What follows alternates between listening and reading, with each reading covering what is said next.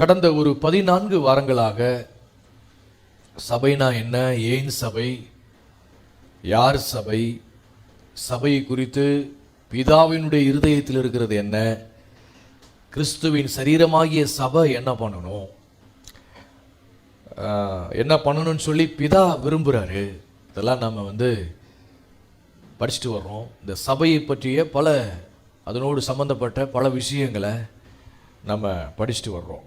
குறிப்பாக எபேசியர் நிருபத்தில் சபையை பற்றி நிறைய விஷயங்கள் சொல்லப்பட்டிருக்கு. அதை வாசிக்க பார்த்தீங்கன்னா நம்மை பற்றி பிதாவினுடைய கனவு என்ன என்பதை நம்மளால் தெரிஞ்சுக்கிட முடியும். இன்னைக்கு கிறிஸ்துவின் சரீரமாகிய சபை இன்றைக்கு இயேசு கிறிஸ்துவை போல முதிர்ச்சி அடைந்த தேறின ஒரு தேவகுமாரலாக எழும்புவதை பார்ப்பதே பிதாவினுடைய கனவாக இருக்கு.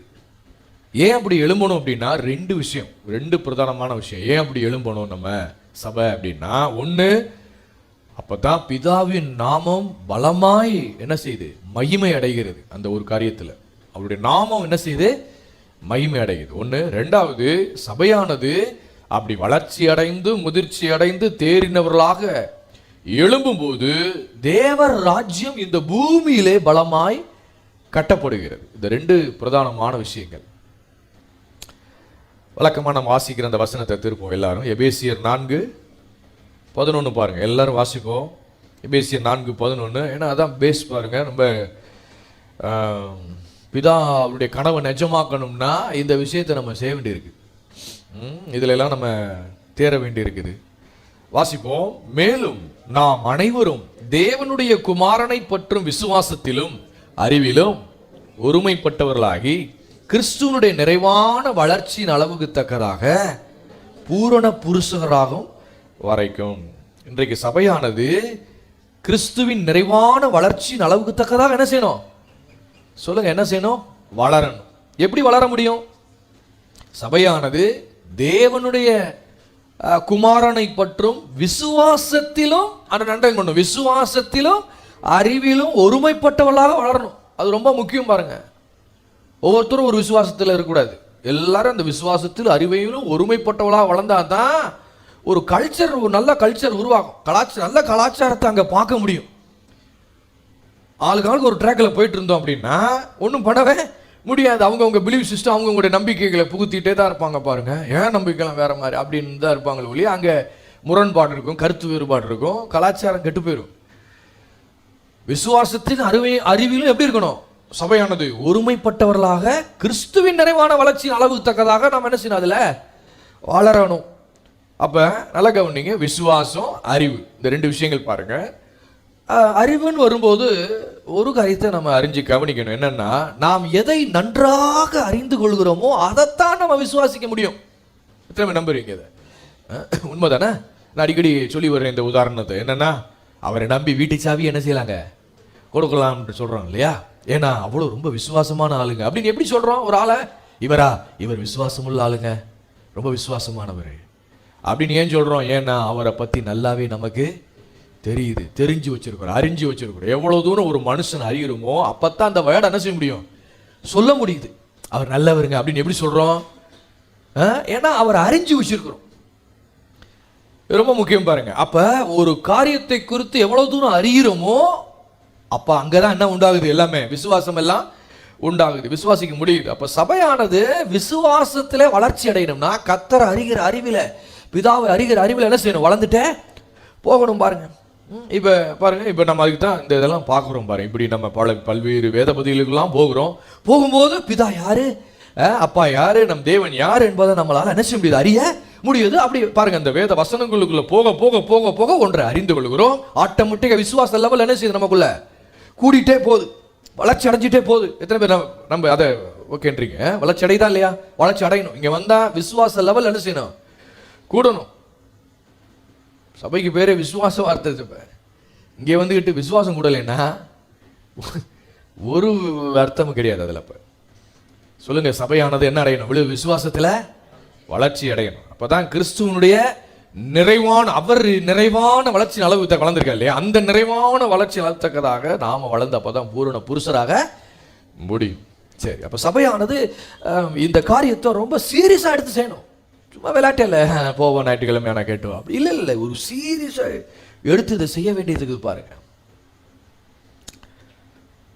கொரிந்து சபை எடுத்துக்கிட்டீங்கன்னா ஒரு சீரியஸ்னஸ் இல்லை அந்த கொரிந்து சபையில நீங்க பார்க்க முடியும். ஒரு கொரிந்து சபையில ஒரு முதிர்ச்சியற்ற நிலையை நம்ம பார்க்க முடியும் பாருங்க. பவுல் என்ன பண்ணாருன்னா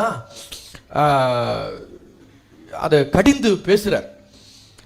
ஒரு முதிர்ச்சியற்ற நிலையை கண்டு இப்படி இருக்காங்களே அப்படின்னு பார்த்து என்ன பண்றாரு அப்படின்னா, கொரிந்து சபையில உங்களுக்கு தெரியும் பல்வேறு பிரச்சனைகள் இருந்தது. பல்வேறு பிரிவினைகளும் வாக்குவாதங்களும் சண்டைகளும் சச்சரவுகளும், நான் பெரியவனா நீ பெரியவனா, அந்த புடியாக்குவான் புடியாக்கும்னு சொல்லிட்டு பல பிரச்சனைகள் அங்கே கொரிந்து பட்டணத்தில்.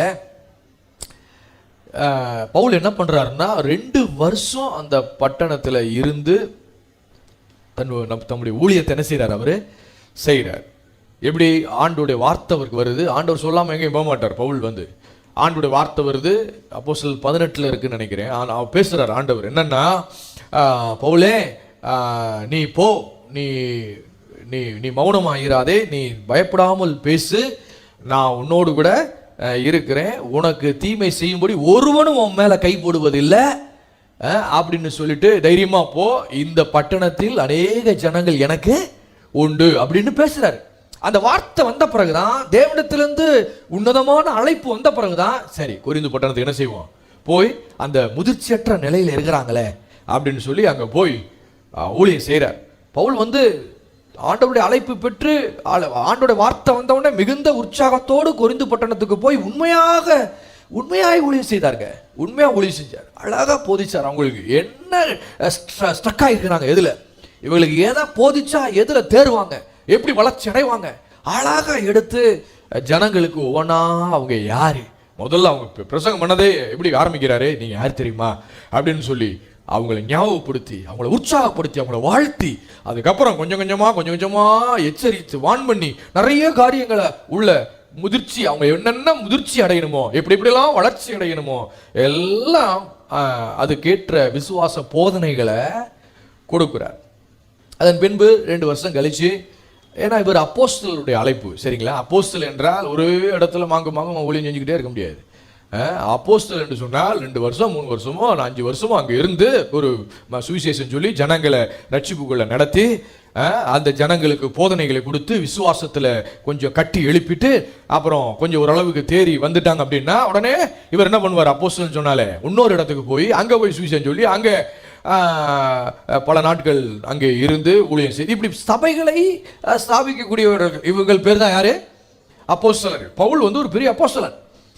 2 வருஷம் ஊழியம் செய்கிறார். நல்லா என்னென்ன பண்ணணுமோ, கொரிந்து சபைக்கு என்னென்ன விசுவாச போதனைகள் கொடுக்குமோ எல்லாத்தையும் கொடுத்துட்டு ஊழியம் செஞ்சுட்டு அதன் பின்பு வேற ஒரு இடத்துக்கு போய் ஊழியம் செய்வதற்காக போயிட்டார். என்ன நடந்தது, அவர் போன பிறகு, அப்போஸ்தலன் போன பிறகு, அவர் போன சில மாதங்கள் சில வருஷங்களுக்குள்ளே பார்த்தீங்கன்னா மறுபடியும் முதிர்ச்சியற்ற நிலை உருவாயிருச்சு.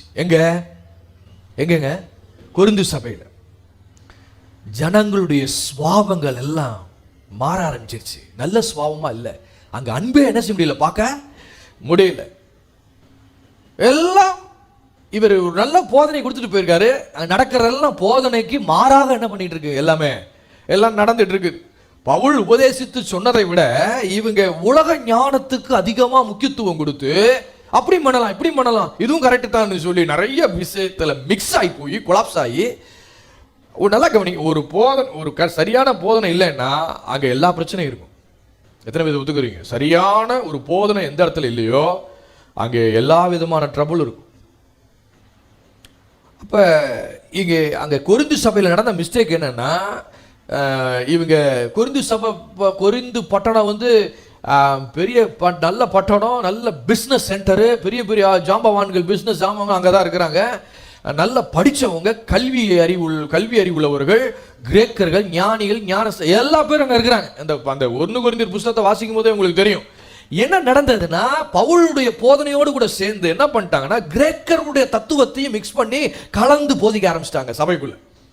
தத்துவங்கள் எல்லாம் பேசி, இப்போ நான் இருக்கிறேன், இப்போ சபையில் வந்து ஒவ்வொரு நாளும் பழமொழிகளாக கொண்டு வள்ளுவர் சொன்னார், அவர் சொன்னார், இவர் சொன்னார், இந்த மகா முனிவர் சொன்னார், அப்படி சொன்னார், இப்படி சொன்னார்னு சொல்லி தத்துவங்களாக கொண்டு வந்து அடுக்கி, சாக்ரட்டிஸ் சொன்னார், இப்படி சொன்னார், இப்படியே பேசிக்கிட்டு இருந்தானா பைபிளை விட்டுட்டேன்னு வைங்களேன், நல்லா இருக்குமா? அது நல்லா இருக்கு, அது வேற மாதிரி போயிடும். அப்புறம் சாக்ரட்டிஸை பின்பற்ற ஆரம்பிச்சிருவோம். அவர் சொன்னார், இந்த முனிவர் சொன்னார், அப்படி சொன்னார், புலவர் சொன்னார், அவையார் சொன்னார்னு என்னென்னமோ ட்ராக் ஓடிடும். அப்புறம் பவுல் ஒரு போதனையும் பேசியிருக்கிறாரு, ஒரு வார்த்தை, ஜனையே கர்த்தர் என்ன சொன்னாரோ அந்த வெளிப்பாடை கொஞ்சம் சற்று மறைக்காமல் அழகா ஜனங்களுக்கு போதிச்சிருக்கிறாரு. போன பிறகு எல்லாம் எங்களுக்கு தெரியுன்ற மாதிரி எல்லாம் மறந்துட்டு கிரேக்கருடைய தத்துவம், சாஸ்திரிகள் எல்லாத்தையும் உள்ள கொண்டு வந்துட்டாங்க, எல்லாம் கலந்து விட்டார். அப்ப என்ன ஆகும் சொல்லுங்க? சபைக்குள்ள ஆட்டோமேட்டிக்கா குழப்பங்களும் பிரிவினைகளும் எல்லா பழக்க தேவையில்லாத வாயை விட்டு சொல்ல முடியாது கூசும்பா, அவ்வளவு மோசமான தாறுமாறான வேசித்தனம் விற்கிறார் எல்லாம் உள்ள வந்துருச்சு, எல்லாம் மிக்ஸ் ஆகி எல்லாம். அதனால பெரிய வழக்குகள்லாம் நிறைய நடந்துச்சுன்னு சொல்லி நம்ம வாசிக்கும் போதே தெரியும். அங்கே ஒரு சற்று ஒரு டிவைன் கல்ச்சரை கொஞ்சம் கூட என்ன செய்ய முடியாது கொரிந்து பட்டணத்தில், ஒரு பார்க்கவே முடியாது. பாரு, பவுல் இதெல்லாம் மற்றொரு இடத்துக்கு போயிட்டார் இல்லையா, அங்கே உட்காந்து இதெல்லாம் கேள்விப்படுறாரு. அங்கே உள்ள மக்கள் சிலர் குறிப்பிட்டு சொல்றாரு பாருங்க, சில இதெல்லாம் சொல்லும் பொழுது கொரிந்து புஸ்தகத்தை வாசி பார்த்தீங்கன்னா தெரியும்.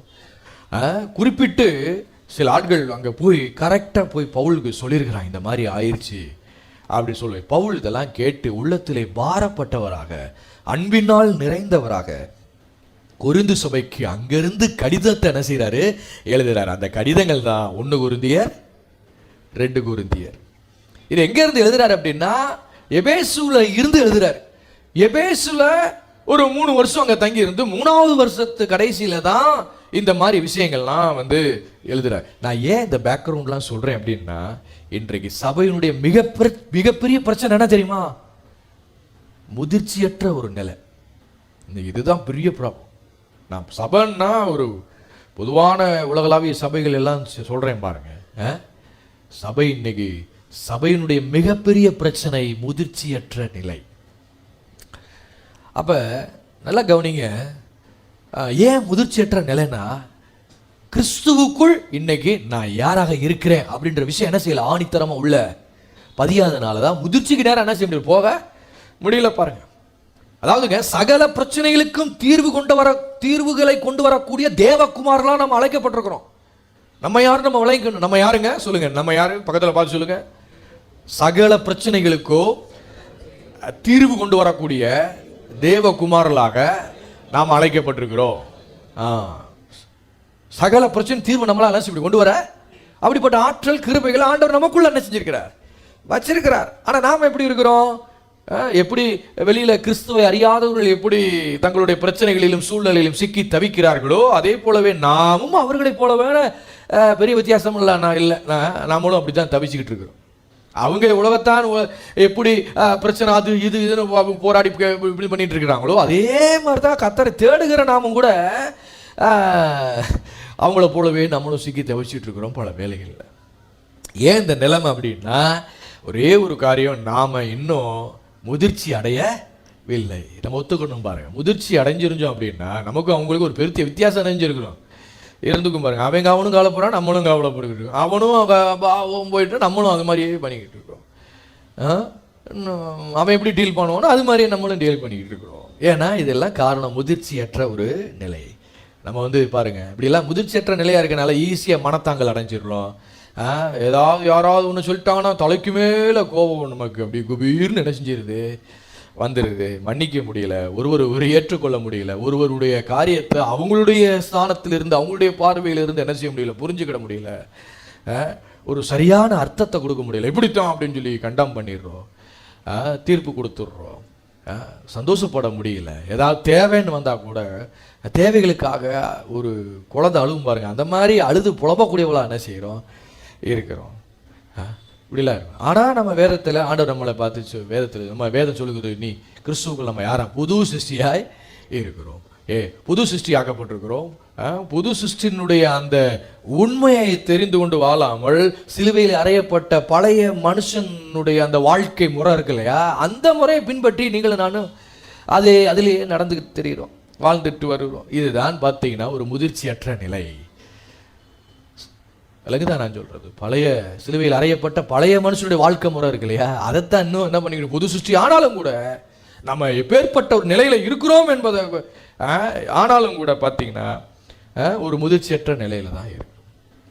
அப்படி என்னவாக ஆக்கப்பட்டிருக்கணும் அப்படிப்பட்ட ஒரு நிலையில வாழ முடியல, தேர்ச்சி அடையல, வளர்ச்சி அடையல. அப்ப சபையானது இப்ப பிரச்சனை என்னங்க? முதிர்ச்சியற்ற ஒரு நிலை. அந்த முதிர்ச்சிக்குள்ள போகணுமா வேணாமா? நம்ம சொல்லுங்க, கவனிக்கிறீங்களா? முதிர்ச்சிக்குள்ள போகணும். கிறிஸ்துவின் சாயலுக்கு ஒப்பாக நாளுக்கு நாள் மறுரூபமாக்கிட்டு என்ன செய்யணும் இருக்கும். அதுக்காக தான் அழைக்கப்பட்டிருக்கிறோம். கிறிஸ்துவை போல, கிறிஸ்துவின் நிறைவான வளர்ச்சியின் அளவு தக்கதாக எல்லாவற்றிலும் நம்ம இந்த வேதத்தில் விசுவாசத்திலும் அறிவிலும் சொல்லப்பட்டிருக்கு. நிறைய காரியங்கள் இருக்குது. விசுவாசத்தில் அறிவிலும் இதெல்லாம் பலப்பட்டாலே நிறைய விஷயங்களை கிறிஸ்துவுக்கு ஒப்பாக, அதாவது அவருடைய அன்பின் காரியங்கள், அவருடைய கேரக்டர் எல்லாமே அதுக்கு நேரம் போக, வாழ்க்கை அதுக்கு நேரம் மறுரூபமாயிட்டே இருக்கணும் பாருங்க. இதுக்காக ஆண்டவர் ஜெபிக்கிறார், இயேசுவை ஜெபிக்கிறார். யோவான் 17:23 இயேசு ஜெபிக்கிறார்ல இல்லையா? என்ன ஜெபிக்கிறாரு? நாம முதிர்ச்சி அடைந்து தேறின ஒருமைப்பாட்டில் தேறினவர்களாக இருக்க வேண்டும் என்பதற்காகத்தான் இயேசுவே அதற்காக ஜெபிக்கிறார். யோவான் 17:23 வாசிக்கிறோம். அதுக்காக ஜெபம் பண்றாரு. நீங்கள் நான் எப்படி இருக்கணும்? இயேசு என்னங்க ஜெபிக்கிறார் சொல்லு? இயேசு என்ன ஜெபிக்கிறார்? எதுக்காக ஜெபிக்கிறார்? நீங்கள் நானும் முதிர்ச்சி அடைந்து அந்த ஒருமைப்பாட்டில தேறினவர்களாக இருக்க வேண்டும் என்பதற்காக அவர் ஜெபம் பண்றாருங்க. அவர் ஜெபம் ஃபெயிலியர் ஆயிடக்கூடாது, ஃபெயிலியர் ஆகாது. அவர் ஜெபம் ஒரு நாள் ஃபெயிலியர் ஆகாது. பவுலுடைய ஜெபம் அதுதான். சபையானது கிறிஸ்துவின் நிறைவான வளர்ச்சியின் அளவு தக்கதாக விசுவாசத்தில் அறிவில் ஒருமைப்பட்டவள் வளர்ந்து பூர்ண புருஷராகணுமே. அதுதான் அவருடைய ஜெபமும் அதுவாக தான் இருக்குது. சரி, அதனாலதான் நம்ம போன வாரம் விசுவாசத்திலே வளர்ந்து பெருகுவதற்கான சில வெளிப்பாடுகள்லாம் போன வாரத்தில் உங்கள் மத்தியிலே நான் பேசினேன். எத்தனை பேர் போன வாரம் வார்த்தை பிரயோஜனமாக இருந்தது? அது அப்படியே ப்ராக்டிஸ் பண்ணணும், பயிற்சி எடுக்கணும், அப்படியே வளர்த்துக்கணும் பாருங்க. தொடர்ந்து நம்ம படிப்போம். என்ன அப்படின்னா, திருப்புங்க எபேசியர் 4 கை வச்சிருக்கீங்களா? அதில் 17 வசனத்தை பாருங்க. எபேசியர் 4:17. ஆதலால் வாசிங்க. எப்படி? 17 வசனம். ஆதலால்னா என்ன? ஆதலால் அதுக்கு முன்னாடி உள்ள வசனத்தை எல்லாம் பார்க்கணும். ஆதலால்னா அதனுடைய தொடர்ச்சி இருக்கு பாருங்க. எப்படி? 14 வசனத்தில் இருந்து வாங்களே. 14 வசனம். நாம் இனி, சபையானது இனி குழந்தைகளாய் இராமல் மனுஷருடைய சூதும் வஞ்சிக்கிறதுக்கு ஏதுவான தந்திரம் உள்ள போதகமாகிய, இதுதான் முதிர்ச்சியற்ற நிலை உண்டாக்குது. இதுதான் தந்திரம், தேவையில்லாத போதனைகளை கேட்கறது தான் முதிர்ச்சியற்ற நிலையில உண்டாகுது. தந்திரம் உள்ள போதமாகிய பலவித காற்றினாலே அலைகளை போல அடிபட்டு அலைகிறவளா இராமல் என்னதான் பண்ணணும்? 15 வசனம். அன்புடன் சத்தியத்தை கை கொண்டு தலையாகிய கிறிஸ்துவுக்குள் எல்லாவற்றிலேயும் நாம் வளர்கிறவர்களா இருக்கும்படியாக அப்படி செய்தார். என்ன அப்படி செய்தார் அப்படின்னா எப்படி செய்தார்? அதுக்கு முந்தின சில வசனங்கள்லாம் வாசித்தீங்கன்னா, சிலர் அப்போஸ்தலராகவும், சிலர் தீர்க்கதரிசி, சிலரை சுவிசேஷ மேய்ப்பராகவும் போதவராகவும் எதுக்காக ஏற்படுத்தினார்? ஏன்னா 12 வசனம் சொல்கிறது, பரிசுத்தவான்கள் சீர்பொருந்தும் பொருட்டு சுவிசேஷ ஊழியத்தின் வேலைக்காக கிறிஸ்துவின் சரீரமாகிய சபையானது பக்தி விருத்தி அடைவதற்காகவும் அப்படி என்ன செஞ்சார்? அது அப்படிலாம் செஞ்சார். என்ன செஞ்சார்? அதனாலதான் சொல்ற, அன்புடன் சத்தியத்தை கை கொண்டு தலையாகிய கிறிஸ்துவுக்குள் 15 வசனம் எல்லாவற்றிலேயும் நாம் வளர்கிறவர்களாக இருக்கும்படியாக அப்படி செய்தார் அப்படின்னு சொல்லிட்டு வாசிப்போம். 16. அவராலே சரீரம் முழுதும் அதற்கு உதவியாய் இருக்கிற சகல கணுக்களினாலும் இசைவாய் கூட்டி இணைக்கப்பட்டு ஒவ்வொரு அவயமும் தன் அளவுக்கு தக்கதாய் கிரியை செய்கிறபடியே அது அன்பினாலே தனக்கு பக்தி விருத்தி உண்டாக்குறதுக்கு ஏதுவாக சரீர வளர்ச்சியை உண்டாக்குகிறது. ஆதலால், இப்ப கண்டினியூஷன் விளங்கு பாருங்க. ஆதலால் என்ன சொல்றாரு? கர்த்தருக்குள் நான் உங்களுக்கு சாட்சியாக சொல்லி எச்சரிக்கிறது என்னவெனில், என்ன சொல்றாரு? எச்சரிக்கை. பவுல் வான் பண்ணி பேசுறார். நல்லா கவனிங்க. பவுல் வான் பண்ணி ஒரு விஷயத்தை பேசுறாருன்னா அதுல ரொம்ப கவனமான செய்யணும் இருக்கணும் பாருங்க. அது ஒரு ரொம்ப சீரியஸா அதை ரொம்ப எடுத்துக்கணும். அதை வான் பண்ணி பேசுறாருன்னா அதனால் உங்களுக்கு அந்த வார்த்தை எப்படிப்பட்ட வார்த்தை? சாட்சியாக சொல்லி எச்சரிக்கிறது என்னவெனில் அப்படி சொல்றார். அப்ப இது ரொம்ப சீரியஸா எடுக்கணும். என்ன சொல்றாரு? என்னவெனில் என்னது? மற்ற புறஜாதிகள் தங்கள் வீணான சிந்தையிலே நடக்கிறது போல, வாசிங்க எல்லாரும், நீங்கள் இனி நடவாமல் இருங்கள் அப்படின்றார். விரல் விட்டு சொல்லுங்க பார்க்கலாம். என்னென்ன சொல்றாரு?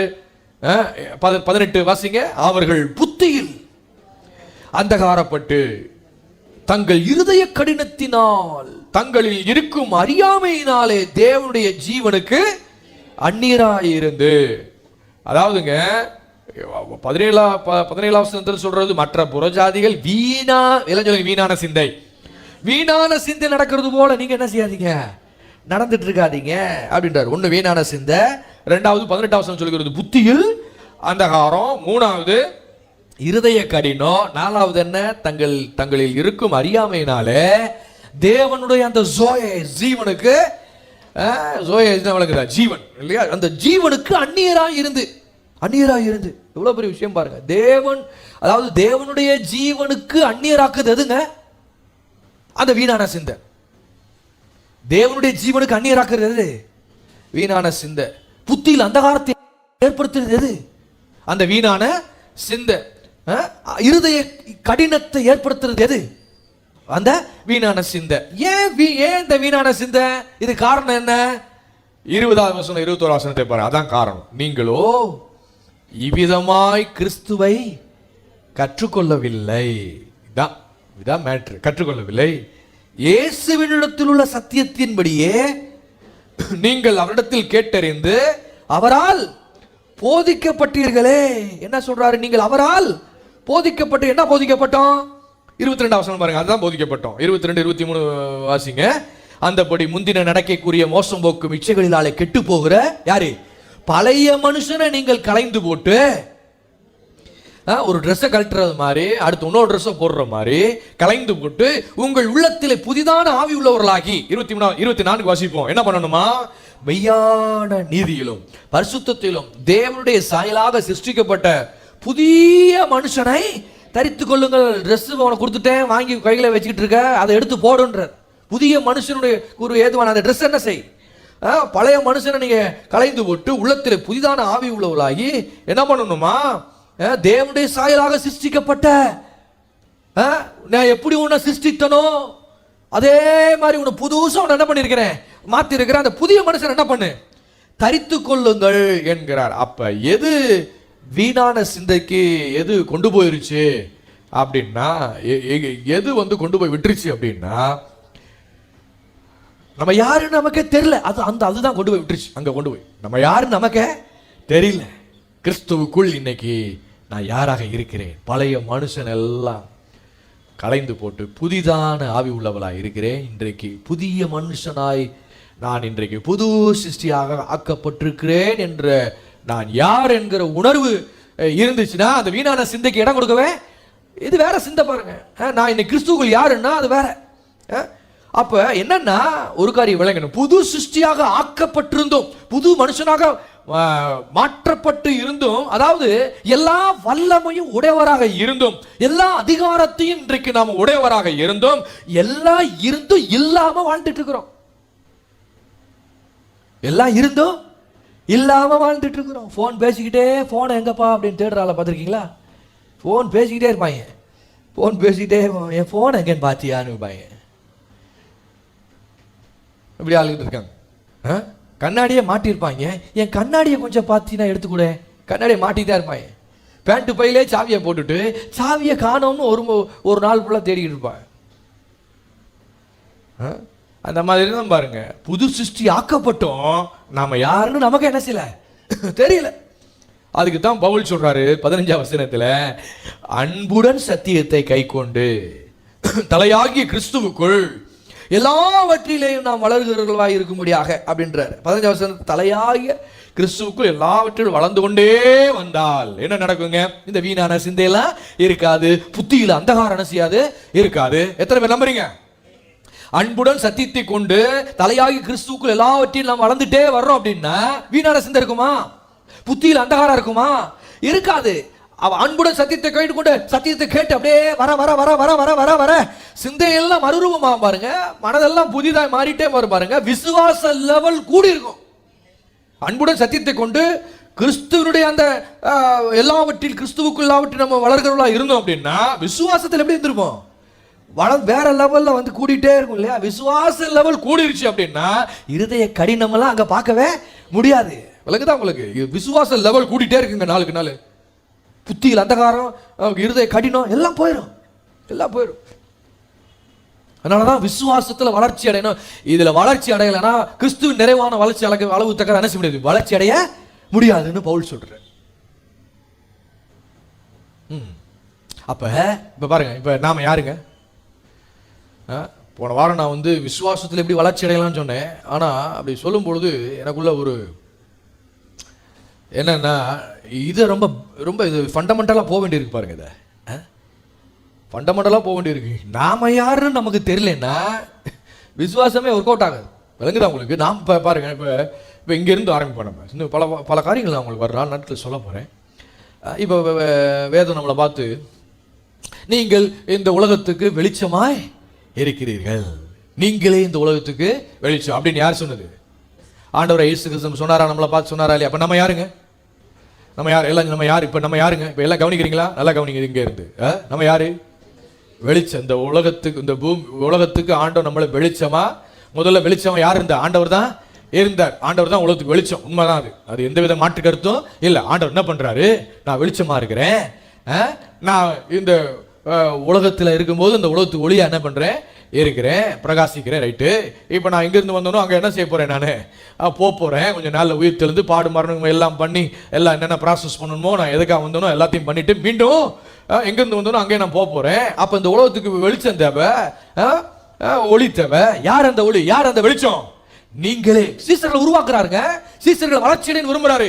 எப்பா நான் தான் வெளிச்சம், நீங்களே இந்த உலகத்துக்கு வெளிச்சமா இருக்கிறீங்கன்னு சொல்லி அவங்களை உருவாக்குறாரு. நீங்க யார் தெரியுமா அப்படின்னு அவங்கள, நீங்க இப்படிப்பட்ட ஒரு நிலையில இருந்து வாழுங்க அப்படின்னு உருவாக்குறாரு பாருங்க. இப்ப நாம யாரு சொல்லுங்க? நாம வெளிச்சத்தின் பிள்ளைகளாக இருக்கிறோம். இயேசு சொல்லிட்டார் வெளிச்சமா இருக்கிறீங்க. பவுல் ஒரு இடத்துல சொல்றாரு, நீங்கள் வெளிச்சத்தின் பிள்ளைகளாக இருக்கிறபடினால் அதற்கேற்றபடி என்ன செய்யுங்க? வெளிச்சத்தின் பிள்ளைகளாக நடந்து கொள்ளுங்கள் அப்படின்னு வேற சொல்றாரு. வெளிச்சத்தின் பிள்ளைகளா? சூரியனுக்கு நமக்கு சம்பந்தமே கிடையாது. வெளிச்சத்தின் பிள்ளைகள் எப்படிங்க? அதாவது விளங்குதா? அதாவது நம்மளை என்ன பண்ணிருக்காரு ஆண்டவர்? இருளின் அதிகாரத்திலிருந்து நம்மளை விடுதலையாக்கி ஒளியின் ராஜ்யத்துக்குள்ள, ஒளியின் ராஜ்யம் தமது அன்பின் குமாரனுடைய ராஜ்யத்திற்குள்ள உட்படுத்தி இருக்கிறார். எத்தனை பேர் இதை விசுவாசிக்கிறீங்க? இது ஒரு சீரியஸா விசுவாசிக்கணுமா இல்லையா? இதை நம்ம விசுவாசிக்கிறோம் அப்படின்னா வேற லெவல்ல வாழ்வோம். நல்லா கவனிங்க. நம்ம ஏற்கனவே தெரிஞ்ச வசனம் தானே அப்படின்னு நினைச்சிட்டு நம்ம இருக்கக்கூடாது பாருங்க. சில ரொம்ப முக்கியமான விஷயம் இதெல்லாம். இருளின் அதிகாரத்திலிருந்து விடுதலையாக்கப்பட்டோமா இல்லையா? இருளின் ரொம்ப பிசாசினுடைய கட்டுக்குள்ள இருந்தோம்.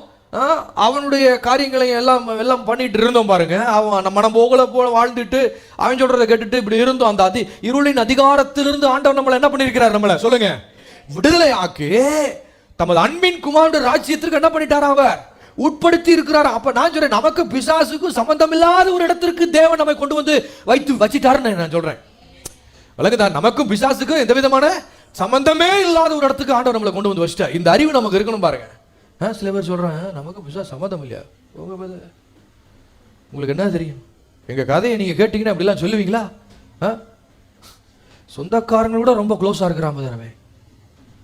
சொந்தக்காரங்களோட வருஷத்துக்கு ஒரு முறை ஏதோ விசேஷ வீட்டில் அப்படின்னு பார்ப்போம். ஆனால் இவன் டெய்லி கூட பார்த்துட்டு இருக்கிறோம் பிரதர். உங்களுக்கு தெரியுமா? நீங்கள் என்ன அவனுக்கு நம்ம சம்மந்தமே இல்லாட்டி ஒரே புசுக்குன்னு சொல்லி இப்படி சொல்லிட்டீங்க. மைண்ட் வாய்ஸ் கேட்குது பாருங்க. நமக்கு அவனுக்கு சம்மந்தம் இல்லையா? டெய்லியில் அவனோடு நாங்கள் போராடிக்கிட்டு இருக்கிறோம். கொலோசியர் 1ஆம் அதிகாரம் இருப்போங்க, வசனத்துக்கு போவோம். பிக்சர் மாதிரி வசனத்தை பாருங்க, அப்போ உங்களுக்கு புரியும். கொலோசியர் 1ஆம் அதிகாரம் 12, 13 எல்லாம் சேர்ந்து வாசிப்போமா?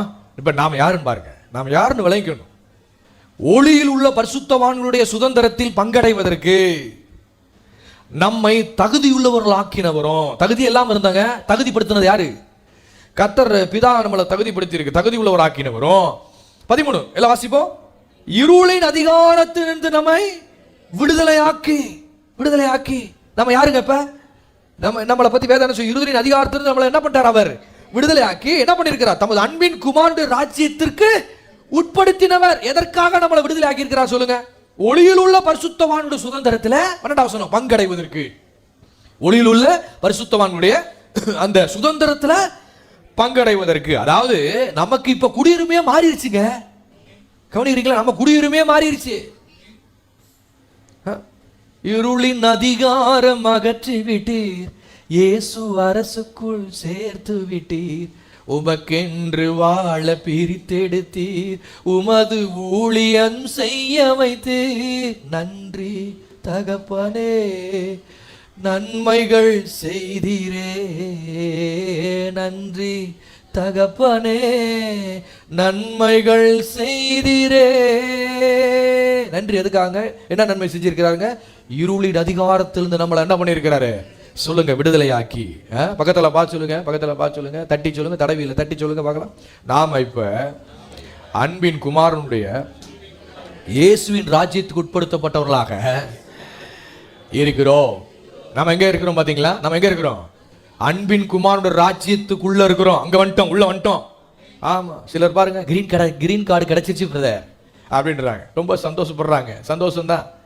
கிரீன் கார்டு கிடைச்சிருச்சு, பிஆர் கிடைச்சிருச்சு, சிட்டிசன்ஷிப் கிடைச்சிருச்சு அப்படின்றாங்க, ரொம்ப சந்தோஷப்படுறாங்க. பாருங்க 20-30 வருஷமா அந்த ஒரு நாட்டில் இருந்திருப்பாங்க பாருங்க. அதே ரோட்ல தான், அதே வீட்டில் தான், அதே கம்பெனி, அதே இதெல்லாம் போயிட்டு வந்துகிட்டு இருப்பாங்க பாருங்க. அந்த கிரீன் கார்டு கிடைச்ச உடனே, அந்த சிட்டிசன்ஷிப் கிடைச்ச உடனே பார்த்தீங்கன்னா ஒன்றும் இல்லை, சிட்டிசன்ஷிப் என்பது ஒரு பேப்பர், அவ்வளோதான். பாருங்க, ஒரு பேப்பரில் ஒரு சைன் பண்ணி சீல் பண்ணி கொடுத்துட்றாங்க, அவ்வளோதான். பா, நீ இந்த நாட்டினுடைய பிரச்சனை ஆயிட்டப்பா, இந்த நாட்டினுடைய குடியுரிமை உனக்கு கிடைச்சிருச்சு, இந்த நாட்டுக்குரியவன் நீ அப்படின்னு ஒரு பேப்பர், அந்த பேப்பர் சைன் பண்ணி கிடைச்சோட அவனுடைய எண்ணங்கள் என்ன செய்யுது? உடனே மாறிடுதான், இந்த நாட்டுக்குரியவனா இருக்கிறேன் நான் அப்படின்னு ஒரு பெரிய அவனுக்கு சந்தோஷம் தான். சந்தோஷம். நான் சொல்றேன், அதை விட சந்தோஷப்பட வேண்டியது நாம இப்ப அன்பின் குமாரனுடைய ராஜ்யத்திற்கு உட்படுத்தி இருக்கிறார் நம் பிதா. அதை விட சந்தோஷப்படணும். சந்தோஷம் தான். கிரீன் கார்டு கிடைக்கட்டும், பிஆர் கிடைக்கட்டும், சிட்டிசன் கிடைக்கட்டும், நல்லது. ஆனா அதை விட குடியுரிமை நமக்கு மாறிடுச்சுங்க. ஆமே. பாரு, இந்த சிட்டிசன்ஷிப் நமக்கு இலவசமாய் கர்த்தர் கொடுத்ததுனால இது அவ்வளவு பெருசா நமக்கு தெரியல. அப்படிதானே? இலவசமா கொடுத்துட்டார்ல சிட்டிசன்ஷிப், அதனால நமக்கு இது ரொம்ப பெருசா தெரியல. பாருங்க, இந்த உலகத்துல இவ்வளவோ நாடுகள் இருக்கு, இவ்வளவோ வளர்ச்சி அடைந்த செழிப்பான பயங்கரமான நாடுகள்லாம் இருக்கு இல்லையா? சில நாடுகள்லாம் போய் நிரந்தரமா அவ்வளவு சீக்கிரத்துல குடியேற முடியாது. போய்க்கலாம், வந்துக்கலாம், 10-15 வருஷம் வேலை பார்த்துக்கலாம், செஞ்சுக்கலாம். ஆனா நிரந்தரமா, நான் சொல்றது விளங்குதா, நிரந்தரமா குடியேற முடியாது. பல வருஷம் உழைக்கணும், பல வருஷம், பல ப்ராசஸ், பல வருஷம் பாடுபடணும். பாருங்க, பல வழிமுறைகள் இருக்கும். பல வழிமுறையெல்லாம் தாண்டி வந்த பிறகுதான் சிட்டிசன்ஷிப் என்ன செய்யும் அவனுக்கு கிடைக்கும். பாருங்க, சிட்டிசன்ஸ் அதாவது அந்த நாட்டினுடைய குடியுரிமையை வாங்கிட்டோம் அப்படின்னா அந்த நாட்டினுடைய நன்மைகளையும் அந்த நாட்டினுடைய சகல உரிமைகளையும் அதற்கு பாத்திரவானா என்ன செஞ்சிருவாங்க, அவங்க மாறிடுவாங்க. அங்க அவனுக்கு ஒரு அதிகாரம் கொடுக்கப்பட்டது மாதிரி நிறைய விஷயங்கள்லாம் அவன் இதுவரை செய்யாததெல்லாம் நிறைய விஷயங்கள்லாம் இன்னும் ஈஸியாக செய்ய முடியும். அவனால எல்லா நன்மைகளையும் பெற்று செய்ய முடியும். ஏன்னா அந்த நாட்டுடைய சுதந்திரவாளியா என்ன செய்யறான், அவன் ஆயிடுறான். சில செழிப்பான கண்ட்ரிகள்லாம் நீங்க பார்த்தீங்கன்னா அவ்வளோ சீக்கிரத்தில் சிட்டிசன்ஷிப் என்ன செய்ய முடியாது, வாங்கிட முடியாது. பாருங்க, இப்போ இந்த UAE கண்ட்ரிஸுக்கு, அரபு வளைகுடா நாடுகள்லாம் பார்த்தீங்கன்னா 30-40 வருஷம் நீங்கள் நல்லா நீங்கள் அங்கே போய் வேலை செய்யலாம், பிஸ்னஸ் பண்ணலாம், நல்லா உழைச்சி சம்பாதிக்கலாம், டேக்ஸ் ஃப்ரீ. டேக்ஸை நீ உனக்கு என்ன வேணாலும் என்ன பண்ணிக்க, டேக்ஸ் கிடையாது. பாருங்க, அதனால தான் நிறைய பேர் அங்கிட்டலாம் என்ன செய்கிறாங்க, போய் வேலையை இங்கே இவ்வளோ டேக்ஸ் கட்ட வேண்டியிருக்குது, இவ்வளோ பண்ண வேண்டியிருக்குது. அங்கே பார்த்தீங்கன்னா உழைக்கிறதெல்லாம் நிறைய மிஞ்சக்கூடியதாக இருக்குது, டேக்ஸே இல்லாமல் இருக்குது. ஆனால் நல்லா கவனிங்க, சிட்டிசன்ஷிப்னு வரும்போது அது கிடைக்கிறது ரொம்ப கஷ்டம். அதுக்கு பல ப்ராசஸ் இருக்குது, பல வழிமுறை இருக்குது. உதாரணமாக பார்த்தீங்கன்னா இந்த கத்தார் தேசம்லாம் பார்த்தீங்கன்னா அங்கே உள்ள சிட்டிசன்ஷிப் ஹோல்டர்ஸ்க்கு பார்த்தீங்கன்னா அந்த நாட்டு குடியுரிமை ஆளுகள்லாம் பார்த்தீங்கன்னா எஜுகேஷன் எல்லாம் டோட்டலி ஃப்ரீ, என்ன வேணாலும் படிச்சுக்கோ, எல்லாம் ஃப்ரீ. அங்கே உள்ள சிட்டிசன்ஷிப் உள்ளவங்களுக்கு என்ன பண்ணுறாங்கன்னா அவங்க அந்த நாட்டு கவர்மெண்ட்டு, நீ எந்த உலகத்தில் எந்த நாட்டுக்கு வேணாலும் போய் என்ன பண்ணலாம், நீ போய் என்ன வேணாலும் போய் படிச்சுட்டு வர, எல்லாமே கவர்மெண்ட் ஸ்பான்சர் பண்ணிடும். அந்த நாட்டில் குடியுரிமை உள்ளவங்களுக்கு அதை என்ன செய்கிறாங்க, அது சரி. ஆனால் அந்த சிட்டிசன்ஷிப்பை அவ்வளோ ஈஸியாக என்ன செஞ்ச முடியாது, மற்றவங்க போய் அவ்வளோ ஈஸியாக வாங்கிட முடியாது. பல ப்ராசஸ் இருக்குது, வாங்க முடியாதுன்னு இல்லை, அவ்வளோ ஈஸியாக என்ன செய்ய முடியாது, வாங்கிட முடியாது. அப்போ என்னன்னா சிட்டிசன்ஷிப்புன்னு ஆயிட்டோம் அப்படின்னா அதனுடைய அந்த நாட்டினுடைய சகல நன்மைகளையும் சகல உரிமைகளையும் என்ன பண்ணலாம், நம்ம சுதந்திரித்து கொண்டு அதை பயன்படுத்தலாம். அப்ப இந்த மாதிரி நிறைய தேசங்கள்ல நன்மைகள் நிறைய என்ன செய்யுது இருக்குது. பாருங்க, அந்த நன்மைகளையும் அந்த உரிமைகளையும் பெற்று அனுபவிக்கணும்னா சிட்டிசன்ஷிப் என்ன செஞ்சிருக்கணும், அதை சிட்டிசன்ஷிப்பாக இருக்கணும். சில கண்ட்ரிஸ்லாம் சிட்டிசன் ஆயிட்டோம்னா ஏகப்பட்ட நன்மைகள் என்ன செய்யலாம், அனுபவிக்கலாம். பாருங்க, நம்ம ஊரில் பாருங்க, இந்தியாவை எடுத்துட்டிங்கன்னா மருத்துவமெல்லாம் கவர்மெண்ட் என்ன பண்ணுறாங்க, கவர்மெண்ட் அரசு இலவச மருத்துவம் இருக்கு. நிறைய நாட்டில் இலவச மருத்துவம்லாம் கிடையாது, பயங்கரமாக செலவு பண்ணணும். ஒரு பிரசவம் போயிட்டா பல லட்சம் பல வேணும்ன்றாங்க. இங்கே இலவசமாக பார்க்கக்கூடிய இடமெல்லாம் இருக்கு. ஏதோ ஒரு எனக்கு சரியா தெரியல, ஏதோ ஒரு கண்ட்ரியில் ஜெர்மனியா என்னன்னு தெரியல, அங்கே மருத்துவ செலவே இல்லை அப்படின்லாம் கேள்விப்பட்டேன். இப்படி பல மற்ற எல்லா கண்ட்ரிஸும் பார்த்தீங்கன்னா மெடிசன் எல்லாமே பார்த்தீங்கன்னா வந்து பெயிட் பண்ணும். அப்படிதான் நான் நினைக்கிறேன். இதை பற்றி எனக்கு அவ்வளோ சரியா தெரியல. ஆனால் இந்தியாவில் பல பாருங்க, இப்போ இந்த நன்மையெல்லாம் சுதந்திரிக்கணும் அப்படின்னா இங்கே ஒரு சிட்டிசன்ஷிப்பாக என்ன செய்யணும், ஆகணும். ஆனால் சிட்டிசன்ஷிப் கிடைப்பது என்பது பல நாடுகளில், சில நாடுகளில் சிட்டிசன்ஷிப் அவ்வளவு சுலபமாக இல்லை பாருங்க, பல ப்ராசஸ் இருக்கு. ஆனால் நம்ம பிதா பார்த்தீங்கன்னா, நல்ல மேட்ருக்கு வரும் கவனிங்க, பிதா பார்த்தீங்கன்னா அவருடைய அன்பின் ராஜ்யத்திற்கு உண்டான சிட்டிசன்ஷிப்பை என்ன பண்ணிட்டாரு, இலவசமா ஈஸியா நம்ம கையில் என்ன பண்ணிட்டாரு, நமக்கு கொடுத்துட்டாரு பாருங்க. அதனால இலவசமா ஈஸியா நமக்கு இந்த சிட்டிசன்ஷிப் கிடைச்சதுனால நமக்கு அதனுடைய வேல்யூ என்ன செய்யல, சொல்லுங்க, வேல்யூ நமக்கு சரியா தெரியல, நமக்கு அதை பத்தி தெரியல. இலவசமா கிடைச்சதுனால வேல்யூ தெரியல. ஆண்டவர் என்ன பண்ணிருக்கணும், ஒரு அப்படி பண்ணியிருந்தான்னு வச்சுக்கோங்களேன். உதாரணத்துக்கு நீ 20 வருஷம் வெயிட் பண்ணு, அப்பதான் உனக்கு ரட்சிப்பு அப்படின்றாங்க வைங்களேன், எப்படி இருக்கும்? நீ 20 வருஷம் நான் சொல்ற மாதிரி நடக்கணும், இப்படி பண்ணணும், அப்படி பண்ணணும், அப்பதான் உனக்கு ரட்சிப்பே கிடைக்கும். அது வரைக்கும் நீ ப்ராசஸ் பண்ணணும், இதெல்லாம் அப்பதான் நீ ரட்சிக்க முடியும். அப்படி இப்படின்னு எதையாவது ஒன்று சொல்றாருன்னு வைங்க நம்ம ஆண்டவர், அப்படி சொல்றாருன்னு வச்சுக்கோங்களேன். அப்பதான் உண்மையாகவே பார்த்தீங்கன்னா இந்த ரட்சிக்கப்பட்ட நாளை குறித்தான ஒரு வித்தியாசம் உங்களுக்கு ஆழமாய் புரிய ஆரம்பிக்கும். நமக்கு இலவசமா ஈஸியா சிட்டிசன்ஷிப் ஆண்டவர் அன்பின் ராஜ்யத்துக்குள்ள உட்படுத்திட்டேன் நம்ம சொல்றதுனால அதனுடைய வேல்யூ நமக்கு என்ன செய்யல, தெரியல. படார்னு ஒரே நிமிஷத்துல ஆண்டவர் என்ன பண்ணிட்டார் நமக்கு, நம்ம வந்து ரட்சிக்கப்பட்டோம் பாருங்க, ஆண்டவரே நீரே என் ஆண்டவர், நீ அப்படின்னு சொல்லி, கர்த்தாவே நான் இயேசுவே நான் உம்மை என்ன பண்றேன், விசுவாசிக்கிறேன். இருதயத்துல விசுவாசிச்சோம் பாருங்க, ரட்சிக்கப்பட்டோம். இயேசுவே நாம விசுவாசிக்கிறேன், நீரே ஆண்டவர் அப்படின்னு சொல்லி இருதயத்துல விசுவாசிச்சோம் பாருங்க, ரட்சிப்பு உண்டாக இருதயத்தில் என்ன படும், விசுவாசிக்கப்படும் வார்த்தை சொல்லுது இல்ல ரோமர்ல. அப்படி நம்ம விசுவாசிச்சோம், உடனே அடுத்த நிமிஷம் ஆண்டவர் என்ன பண்ணிட்டாரு, உடனே ஈஸியா இலவசமா ஆண்டவர் வந்து அவரை விசுவாசிக்கிறேன்னு சொன்ன அந்த மாத்திரத்துல அடுத்த செகண்டே சிட்டிசன்ஷிப்புக்குள்ள நம்மளை கொண்டு வந்து நம்மளை என்ன செஞ்சுட்டாரு, அந்த அவர் சிட்டிசன்ஷிப்புக்குள்ள அங்க அவருடைய ராஜ்யத்துக்குள்ள குடியுரிமை கொடுத்து நம்மளை அங்க வச்சிட்டாரு பாருங்க. அப்படி ஈஸியா நமக்கு கிடைச்சதுனால நமக்கு நமக்குள்ள என்ன ஒரு வேல்யூ நமக்கு தெரிய மாட்டேங்குது பாருங்க. நமக்கு என்ன செய்ய மாட்டேங்குது, அதனுடைய அருமை நமக்கு புரிய மாட்டேங்குது, அருமை தெரியாம போகுது.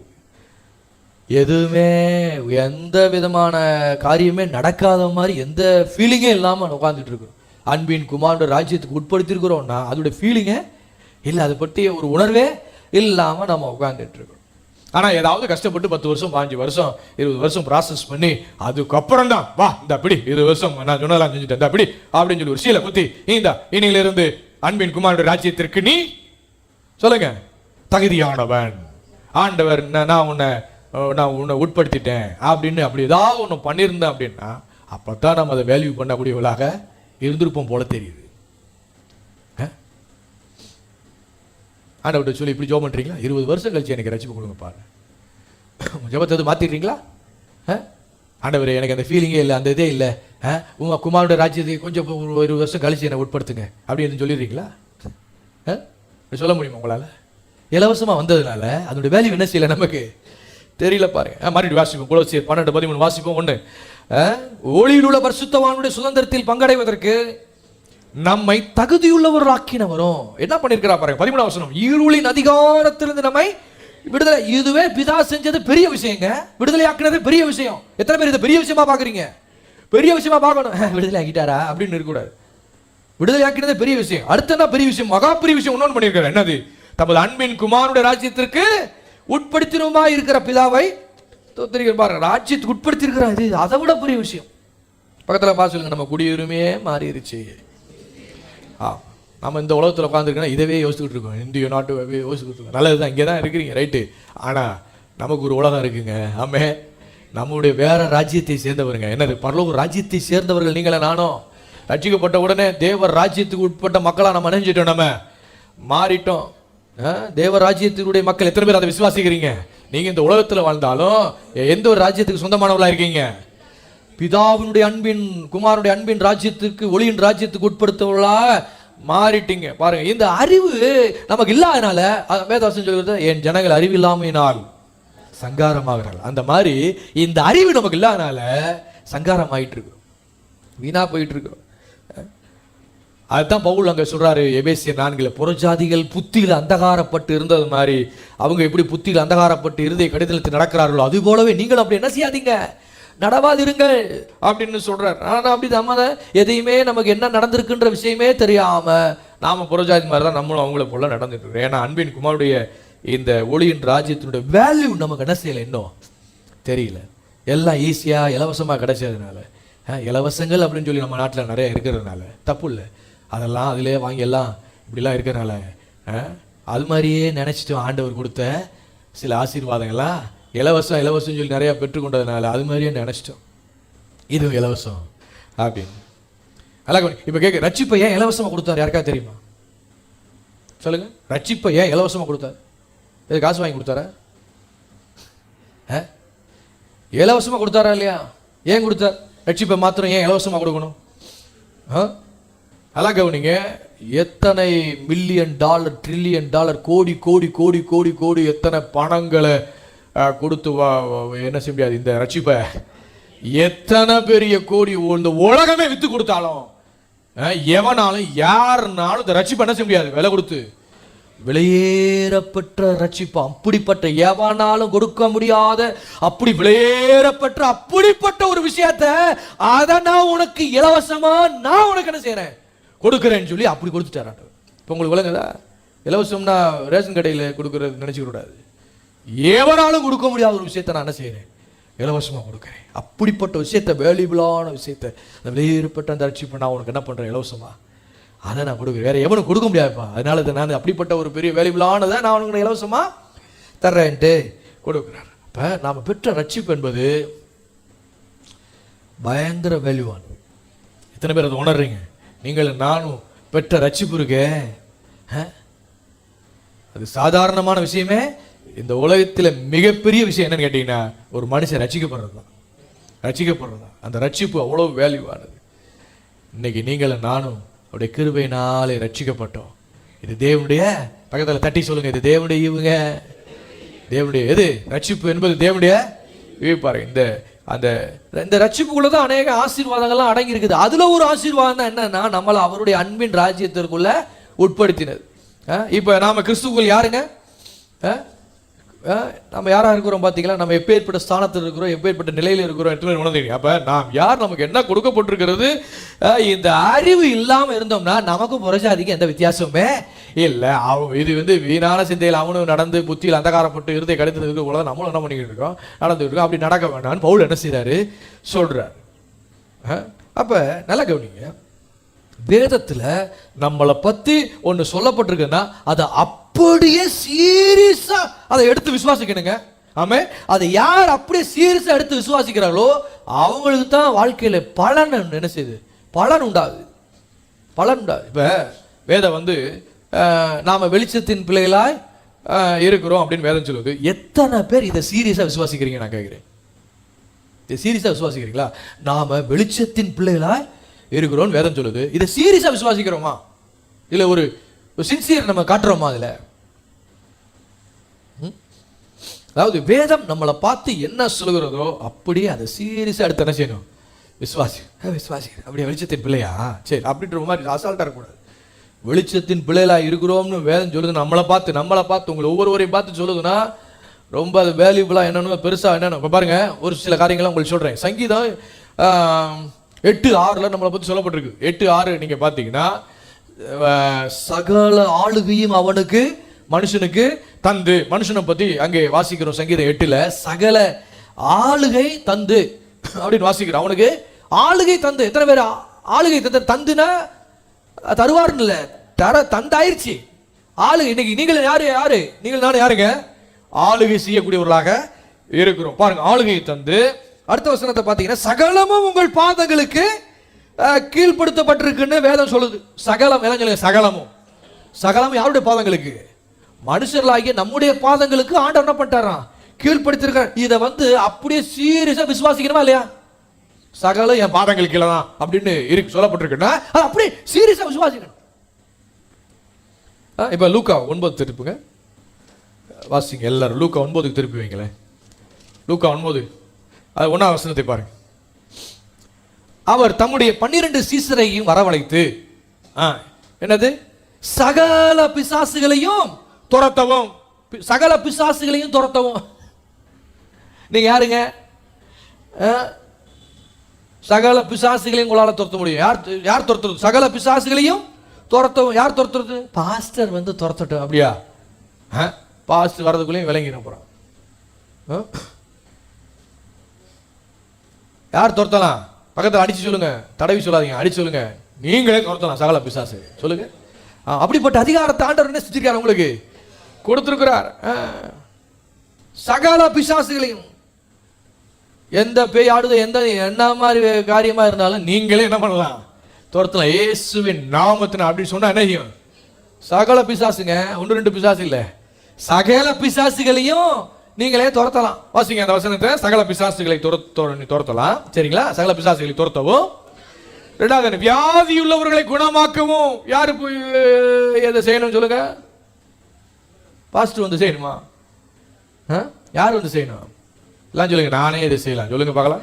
எல்லாம் சொல்றீங்களா? அத சிலருக்கு அப்படியே சொல்ல வரமாட்டேங்குது. நானே செய்யலாமா?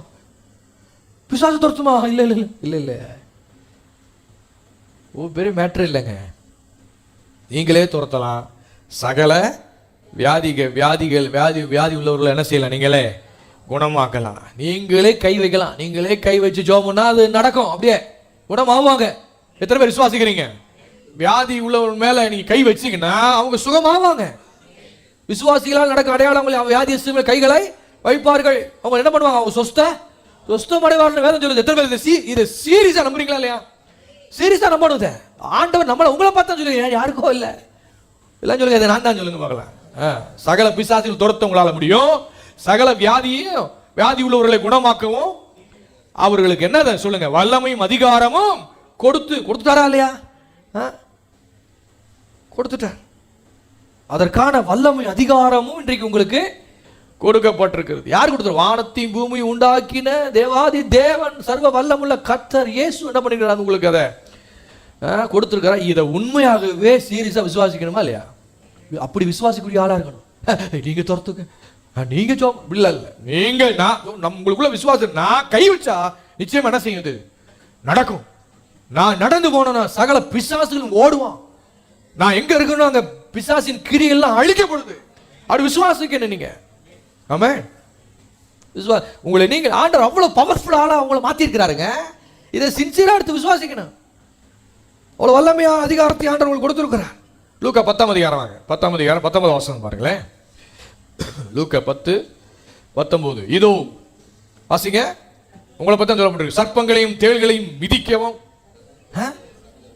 சர்ப்பங்களையும் தேள்களையும் என்னன்னா மிதிக்கவும் சத்துருவுடைய சகல வல்லமையும் மேற்கொள்ளவும் உங்களுக்கு அதிகாரம் கொடுத்துட்டாரா இல்லையா?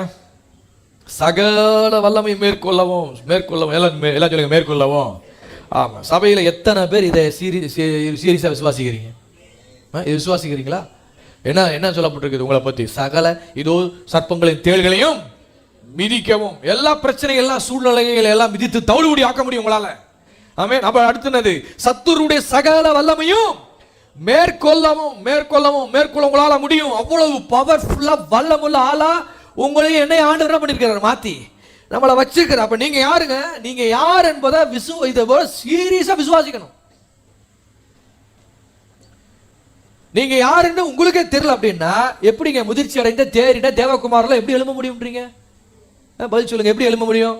நீங்க யாருன்னு உங்களுக்கு கிறிஸ்துவுக்குள் நீங்க யாருன்னு உங்களுக்கு அதுவே தெரியல அப்படின்னா முதிர்ச்சி அடைந்த தேறினா அதெல்லாம் ஒர்க் அவுட் ஆகும். எப்படி வளர முடியும்? எப்படி தேர்ச்சி அடைய முடியும்?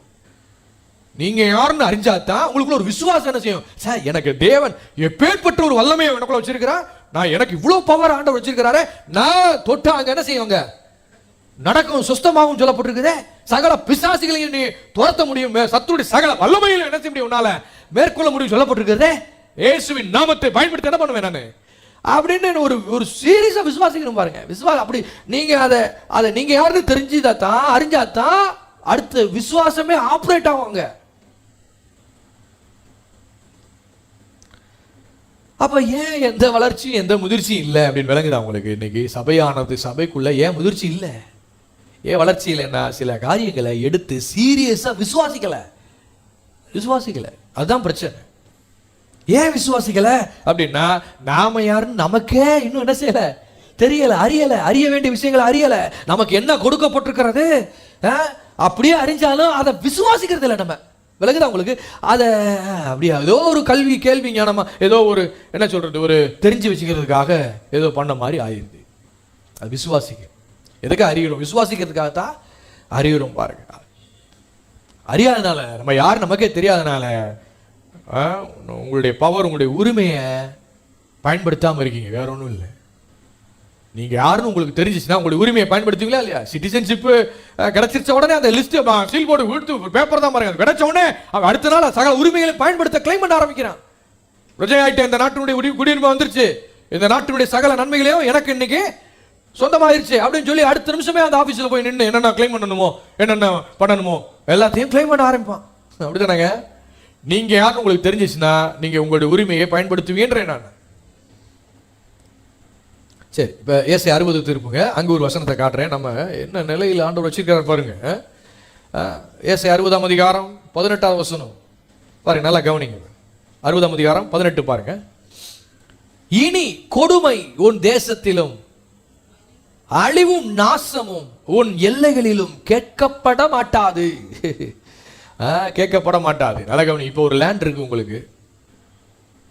ரொம்ப நாளா நீங்க வெளியூர்ல இருந்துட்டு வர்றீங்க, வெளியூர்ல இருந்து வந்துட்டீங்க. அந்த லேண்டை போய் பார்ப்போம்னு சொல்லி பார்க்குறீங்க. ரொம்ப நாள் ஆச்சு நீங்கள் லேண்ட் வாங்கி போட்டு.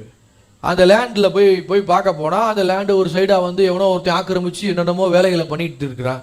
பார்த்தோடனே பகிர்னு ஆயிடுச்சு உங்களுக்கு. என்னடா அது நம்ம லேண்டா, அது அவங்க லேண்டில் தான் பண்ணுறாங்களா, என்ன பண்ணுறாங்க, கொஞ்சம் ஆக்கிரமிச்சு கொஞ்சம் ஏறி வந்த மாதிரி இருக்கே அப்படின்னு உங்களுக்கு டவுட் வருது. உடனே அவன்கிட்ட போய் பேசி பார்க்குறீங்க. பேசி பார்த்தும் செட் ஆகலை.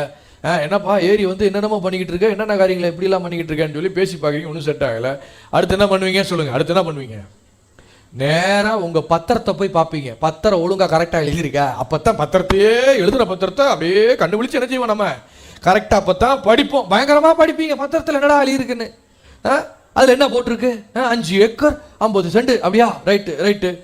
அது பத்திரத்தில், பத்திரம்னா என்னது, அதில் எல்லா விதமான தெளிவாக அதில் சொல்லப்படுறது. தென் வடல் எத்தனை அடி, கிழமையில் எத்தனை அடி, 4 மால் எத்தனை அடி, வடக்கே கோபால்சாமி, தெற்கே மாரியம்மா, வடக்கே காளியாத்தார் நிலம், அப்படி மேற்கே கிழக்கே 30 அடி பாதை, அப்படி இப்படி எல்லாம் போட்டிருக்கோம். எல்லாம் பார்த்துட்டா தெளிவாக இருக்கே, பரவாயில்ல, எல்லாம் ஒரு விஷயத்தை அறிஞ்சிட்டீங்க, தெளிவாக இருக்கு, கரெக்டாக இருக்கு, சரி அப்படின்னு சொல்லிட்டு அந்த விவரங்கள்லாம் அதில் இருக்கும் பாருங்க.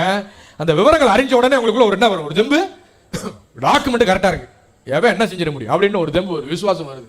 என்ன வேணாலும் பார்த்துருவோம் அப்படின்னு பத்திரம் வந்து எல்லாம் தெளிவாக இருந்த உடனே அதோடைய விவரங்கள் உங்களுக்கு பாருங்க. பத்திரம் எல்லாம் இருந்தும் அதோடைய உள் விவரங்கள் உங்களுக்கு சரியா தெரியலன்னா உங்களை அவங்க என்ன செஞ்சிருவாங்க? அவங்க சொல்லுங்க, நல்லா ஏமாத்திடுவாங்க. என்ன வேணாலும் அப்படியா, சரி கட்டிட்டு போறான்ட்டு அதை ஏமாத்திடுவாங்க. அவன் சொல்றதான் நியாயம்னு பட்டுரும். அவன் இப்படி தாங்க, அப்படி தாங்க, எனக்கு அப்படி வருதுங்க, அப்படி அப்படி இப்படின்னு சொல்லுவான். கடைசியில் ஏமாந்து போயிடுவோம். அப்ப ஏமாறாம இருக்கணும் அப்படின்னா உங்களுக்குரிய சொத்து, உங்களுக்குரிய அந்த ஆசீர்வாதம் அதை நீங்க தான் சுதந்திரிக்கணும். ஆண்டவர் உங்களுக்கு தான் அதை சுதந்திரமா கொடுத்துருக்கிறாரு. அதை நீங்க தான் அதை அனுபவிக்கணும். அப்ப அனுபவிக்கணும்னா பத்திரத்துல என்ன போட்டிருக்கு அப்படின்னு சட்டப்படி உங்களுக்கு அதை வந்து அந்த நிலம் வந்து எது வரைக்கும் வருது அப்படின்ற எல்லாவற்றையும் அறிஞ்சாதான் நீங்க அந்த எதிர்த்து பார்ட்டிட்ட போய் என்ன பண்ண முடியும்? போய் ஃபைட் பண்ணி அதை சட்டப்படி எப்படி பண்ணணுமோ அதை வாங்க மீட்க முடியும். அப்படிதானே? அப்படி மேட்ருக்கு வருவோம். இங்க பாருங்க, எதுக்கு ஆண்டவர் இந்த பைபிளை கொடுத்துருக்கிறான்றீங்க? நல்லா குண்டு இருக்கணும் புஸ்தகம் அப்படின்னு இருக்கிறதுக்காக அப்படி கொடுத்துட்டாரா? சும்மா அப்படி 2 பாய்ச்சி இருந்தால் மதிக்க மாட்டாங்க, அப்படி நல்லா நிறைய கொடுப்போம் கொடுத்துட்டாரா? எதுங்க இப்படி குண்டா அப்படி ஒரு இவ்வளோ பெருசா? நல்லா கவனிங்க, எதுக்கு ஆண்டவர் நம்ம பைபிள் கொடுத்துருக்கிறார்? இது ஒரு பத்திரம் மாதிரி ஆண்டவர் என்ன பண்ணிக்கிறாரு? கொடுத்துருக்குற. ஆனா நம்ம என்ன பண்றோம்? இந்த பத்திரத்தை எடுத்து பத்திரமா ஒரு இடத்துல வச்சு உட்காந்துடுறோம். அந்த பத்திரம் வீட்டு பத்திரமாவது என்னைக்காவது ஒரு நாள் பார்க்குறோம், வைக்கிறோம், செய்யறோம், ரைட்டு. ஏன்னா இந்த பத்திரத்தை டெய்லி பார்க்கணும். ஏன்னா அவ்வளோ சமாச்சாரங்களை, ஆசீர்வாதங்களை ஆண்டவர் நமக்கு எழுதி உரிமையா இதெல்லாம் உன்னுடையதுப்பா, என்னென்னலாம் நீ அனுபவிக்கலாம், என்னென்னலாம் உனக்கு சொந்தம் தெரியுமா, நீ இப்படிலாம் வாழலாம் தெரியுமா, எவ்வளோ கிளைம் பண்ணலாம் தெரியுமா, எவ்வளோ நன்மைகளை நீ பண்ணலாம் தெரியுமா, இதெல்லாம் உன்னுடையது, எல்லாம் இந்த பத்திரத்தை ஆண்டவர் என்ன பண்ணிட்டார்? எழுதி கொடுத்துட்டார் பாருங்க. இந்த வேதாகமம் உங்களுக்கு என்னென்ன உரிமைகள் கொடுக்கப்பட்டிருக்கிறது, உங்களுக்கு என்னவெல்லாம் சொந்தம், என்னவெல்லாம் உங்களுடையது என்பதை பரலோக சட்டம் என்ன பண்ணிருக்கு உங்களுக்கு, அதை போட்டு கொடுத்துருக்கு உங்களுக்கு. விளக்குதா உங்களுக்கு? அப்ப இதை என்ன பண்ணணும்? இதை நீங்க சரியா புரிஞ்சுக்கிட்டீங்கன்னா, ஏதாவது உங்க வாழ்க்கையில ஆப்போசிட்டா நடக்கும்போது உடனே நீங்க என்ன பண்ணலாம், இல்ல இல்ல இல்ல இதுதான் என்ன குறித்து காரியம் இப்படிதான் சொல்லப்பட்டிருக்கிறது, இதுதான் உண்மை, அப்படி இதுதான் எனக்கு சொந்தம், எனக்கு இதெல்லாம் எனக்கு சொந்தம் வாக்கு பண்ணப்பட்டிருக்கிறது, சொல்லப்பட்டிருக்கிறது, எழுதி கொடுக்கப்பட்டிருக்கிறது. ஆகவே ஆப்போசிட்டா ஏதாவது நடக்கும்போது அதை உடனே உங்களால என்ன செய்ய முடியும், கிளைம் பண்ண முடியும். முடியுமா முடியாதா? உரிமை கொண்டாட முடியும். இது என்னுடையது அப்படின்னு உரிமை கொண்டாட முடியும். ஸோ அப்போ நீங்கள் யார், உங்களுக்கு என்ன கொடுக்கப்பட்டிருக்கு, உங்களுடைய பவர் என்ன, உங்களுடைய ஸ்தானம் என்ன, இதெல்லாம் தெரிஞ்சிருச்சு அப்படின்னா நிறைய நான்சென்ஸை தூக்கிட்டு சுமக்க தேவையே இல்லை. நான்சென்ஸான விஷயம் சுமக்க வேண்டிய அவசியமே இல்லை. நீங்கள் அது மட்டும் தெரிஞ்சிருச்சு அப்படின்னா விளங்குறாங்க, தெரியணும், அறியணும் பாருங்க. இப்போ நீங்கள் யார், உங்களுக்கு என்ன கொடுக்கப்பட்டிருக்குது, உங்களால் என்ன பண்ண முடியும் என்பது உங்களுக்கு தெரியல அப்படின்னு வச்சுக்கோங்களேன். தெரியல அப்படின்னா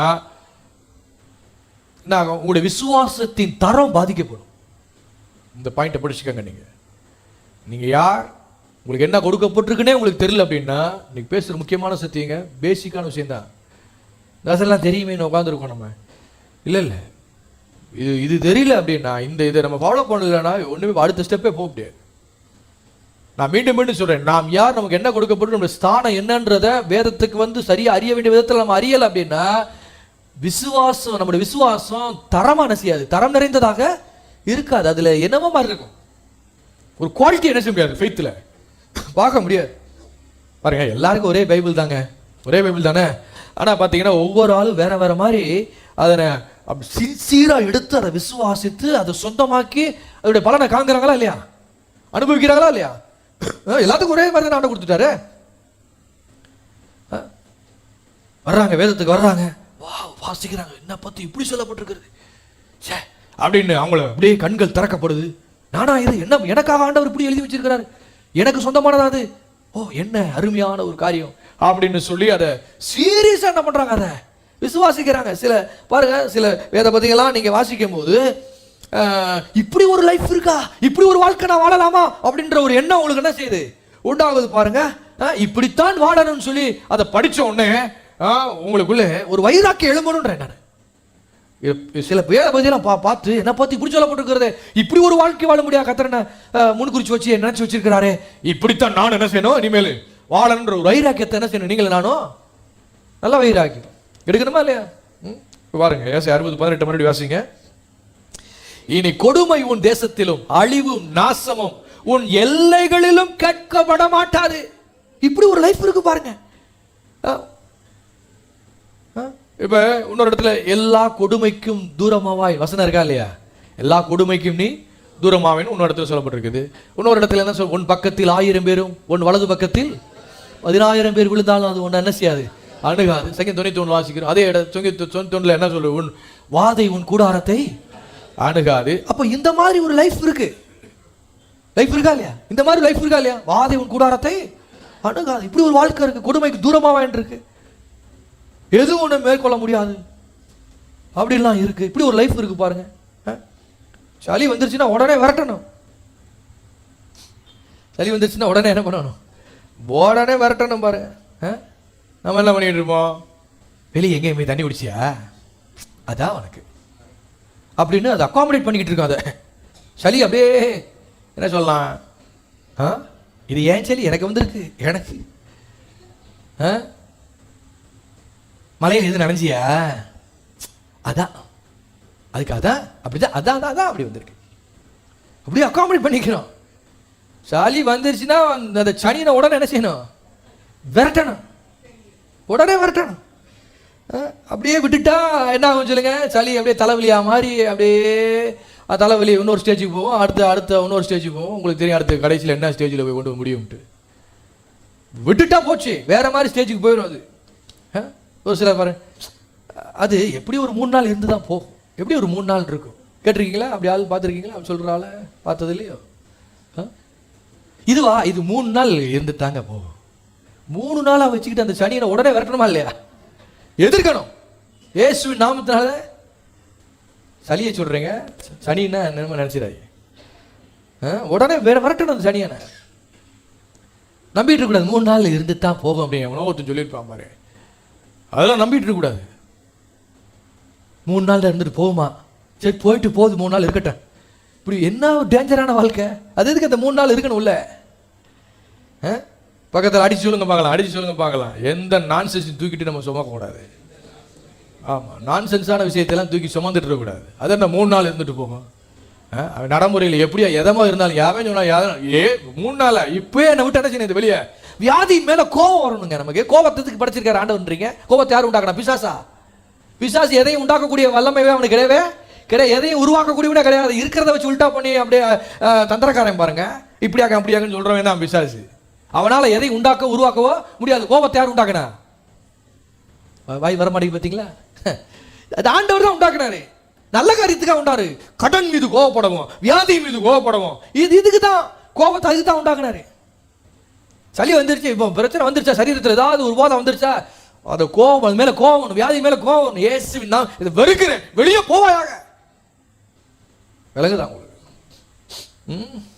அதுதான் ஒரு கோபம் அது மேல வரணும். கண்ட எல்லா நான்சென்ஸ் தூக்கி நம்ம சுமக்கவே கூட. சரி வாசிப்போம் பாருங்க. 18 முக்கியமான ஒரு சத்தியம் அதில் இன்னைக்கு சொல்றேன். 18 இனி கொடுமை உன் தேசத்திலும் அழிவும் நாசமும் எல்லைகளில் அழிவும். எதையெல்லாம் உங்களை டிஸ்ட்ராய்ட் பண்ண நினைக்குதோ அது உன் ஏரியாக்குள்ளே வரக்கூடாது, உன் எல்லைகளுக்குள்ள கேட்கப்பட மாட்டாது. அப்புறம் பாருங்க, ஏன் கேட்க எப்படி அப்படின்னு பண்ணா அது வாசிங்க, மறுபடியும் எல்லாம் சேர்ந்து வாசிக்க. உன் மதில்களை ரட்சிப்பென்றும் உன் வாசல்களை துதி என்றும் சொல்லுவாய். மதில்கள் எப்படியா? ரட்சிப்பென்றும். உன் வீட்டு சுவர மதில் வளர்க்குதா, வீட்டு சுவர ரட்சிப்பென்றும் பேரிடுவாயாக. உன் வீட்டு வாசல்களுக்கு துதி என்று கூப்பிடுவாயாக. துதி என்று கூப்பிடுவீங்களா? அவர் சொல்றாரு. அதாவது உன் வீட்டு சுவர எப்படி கூப்பிடுவ? ரட்சிப்பு என்றும். உன் வீட்டு வாசல துதி என்றும் கூப்பிடுவீங்களா? பாருங்க, உங்க வீட்டுக்கு போயிட்டு சுவர் இருக்குல்ல, உங்க வீட்டில் உங்க வீட்டுக்கு போயிட்டு சுவரை பார்க்கும்போது தொட்டு கும்பிட்டு இருக்காங்க ரட்சிப்பேட்டு. செவரை பார்க்கும்போது ஒரு காரியம் உங்களுக்கு ஞாபகம் வரட்டும். என்ன ஞாபகம் வரணும்? ஒவ்வொரு முறையும் செவரை பார்க்கும்போது உங்களுக்கு என்ன ஞாபகம் வரணும் சொல்லுங்க? ரட்சிப்பு ஞாபகம் வரட்டும். ரட்சிப்பு, நீங்கள் பெற்ற ரட்சிப்பு உங்களுக்கு என்ன செய்யட்டும்? ஆண்டவர் கொடுத்த ரட்சிப்பு இருக்கு இல்லையா, அது ஞாபகம் வரட்டும். உங்க வீட்டு வாசலை பார்க்கும்போது என்ன ஞாபகம் வரணும்? துதி உங்களுக்கு ஞாபகம் வரட்டும். போய் பிராக்டிஸ் பண்ணுங்க. வீட்டில் போய் செவத்தை தொட்டு அப்படியே பெற்ற ரட்சிப்புக்காக ஆண்டவர் நீ கொடுத்த ரட்சிப்பு எவ்வளோ மேன்மையானது ஃபீல் பண்ணுங்க. அதாவது அது ஒரு என்ன சொல்றது, அந்த ஒரு ஞாபகப்படுத்தி கொள்றதுக்காக. வாசலை பார்த்துட்டோம்னா என்ன ஞாபகம் வரணும்? துதி ஞாபகம் வரணும். மதில்கள் வாசிங்க, என்ன வசனம் சொல்லுகிறது? உன் மதில்களை ரட்சிப்பென்றும் உன் வாசல்களை துதி என்றும் சொல்லுவாய். மதில்கள், சுவர் என்பது எதை குறிக்கிறதுங்க? தேவையில்லாத நாச மோசங்களை தடுத்து நிறுத்துகிற ஒரு வல்லமை. அந்த வல்லமைக்கு பேர் தான் அது ரட்சிப்பு. எத்தனை பேர் விளங்கிட்டீங்க? தேவையில்லாத நாச மோசங்களை தடுத்து நிறுத்தக்கூடிய சுவர் எது கட்டுறோங்க? சுவர் எல்லா பாம்பு பள்ளி உள்ள வரதுக்காக கட்டுறோம், வரக்கூடாதுன்றக்காக என்ன பண்றோம்? எல்லா நாச மோசங்கள் விலைக்கு காக்கும்னே சுவர் என்ன செய்யணும்? ரட்சிப்பு. அது மாதிரி ரட்சிப்பு, அந்த வல்லமைக்கு பேர் தானது ரட்சிப்பு. வாசல் எதுக்குங்க? எல்லா விதமான நன்மையான பிளெஸ்ஸிங்கான விஷயங்களை மாத்திரம் வீட்டுக்குள்ள விடுறதுக்காக தான் அந்த வாசல். எல்லாம் வீட்டுக்குள்ள விடுறதுக்காக கிடையாது. சிலதை வீட்டுக்குள்ள விடக்கூடாது. எதாவது விடணும் பார்த்தீங்களா? எல்லா நன்மையான, எல்லா ஆசீர்வாதமான பிளெஸிங்ஸான விஷயங்களை மாத்திரம் உள்ள விடுறது தானது வாசல். அந்த வாசல் என்னவா சொல்லுங்க? பிரைஸ், துதி. எல்லாம் சொல்லுங்க துதி. எல்லாரும் சொல்லுங்க என் மதில்கள் ரட்சிப்பு என்றும் என் வாசல்கள் துதி என்றும் சொல்லுகிறேன். இந்த வாசல்கள் அடைக்கப்படவே கூடாது. அடைச்சி வச்சிடறாங்க இந்த வாசலை மட்டும். உங்க வீட்டு வாசல் கூட அடைங்க. இந்த வாசல் ஆவிக்குரிய வாசல், இது அடைச்சிடாதீங்க, அடைச்சிடாதீங்க. ஏன்னா வெளிப்படுத்தல் 21 வாசு பார்த்தீங்கன்னா 21, 25 நினைக்கிறேன். அதன் வாசல்கள் அடைக்கப்படுவதே இல்லைன்னு சொல்லப்பட்டிருக்கு. அதன் வாசல்கள் அடைக்கப்படுவதே இல்லை. நான் சொல்றேன், என்னைக்கு உங்க வாழ்க்கையில துதி அடைபடாம இருக்குதோ உங்க பிளெஸிங்கும் தடைபடாதுன்ற. ஆமே, சொல்லுங்க பார்க்கலாம், தட்டி சொல்லுங்க பக்கத்தில் இருக்க. துதி அடைபடாமல் இருந்தால் ஆசீர்வாதங்கள் தடைபடாமல் இருக்கும். மீண்டும் சொல்லுங்க. அதை கரெக்டாக தான் சொன்னீங்களே. துதி அடைபடாமல் இருந்தால் உங்களுடைய ஆசீர்வாதங்களும் தடைபடாமலும் இருக்கும். துதி என்ற இன்ஜின் இருக்கு பாத்தீங்களா, அதை ஆஃப் பண்ணியே வச்சிடாதீங்க ஒரு நாளும். அது எப்பயும் ஆன்ல இருக்கணும். துதி என்ற இன்ஜின் எப்படி எப்படி எதுல இருக்கணும்? ஆன்ல இருக்கணும். அதை போய் ஆஃப் பண்ணிடக்கூடாது.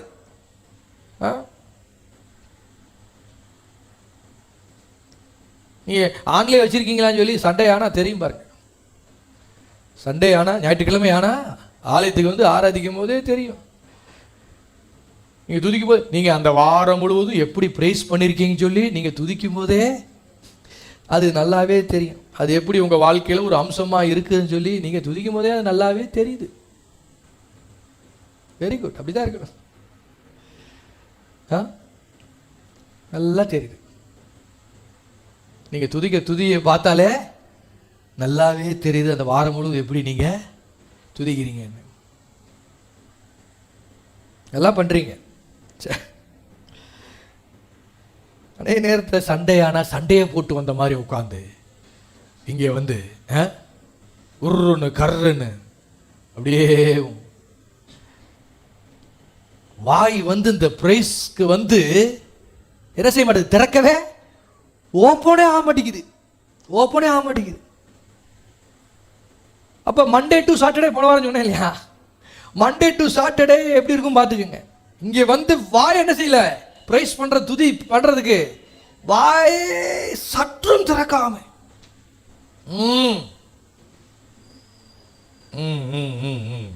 அவ்வளவு பக்கத்தில் அடிச்சு சொல்லுங்க, பக்கத்தில் வர சொல்லுங்க, கேட் ரொம்ப கிச்சன் மூடி இருக்கு, ரொம்ப வாசல் அடைச்சி வச்சிருக்கீங்க, கொஞ்சம் ஓப்பன் பண்ணி விடுங்க, திறந்து விடுங்க. விளங்குதாங்க? உங்கள் மதில்கள் ரட்சிப்பு என்றும் உங்கள் வாசல்கள் துதி என்றும் சொல்வாயா.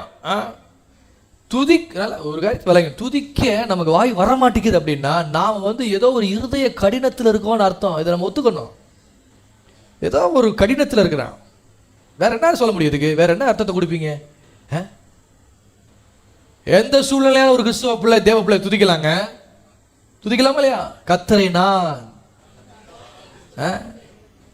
எனக்கு எல்லாம் சூழ்நிலை நல்லா போகும்போது தான் துதிப்பேன்.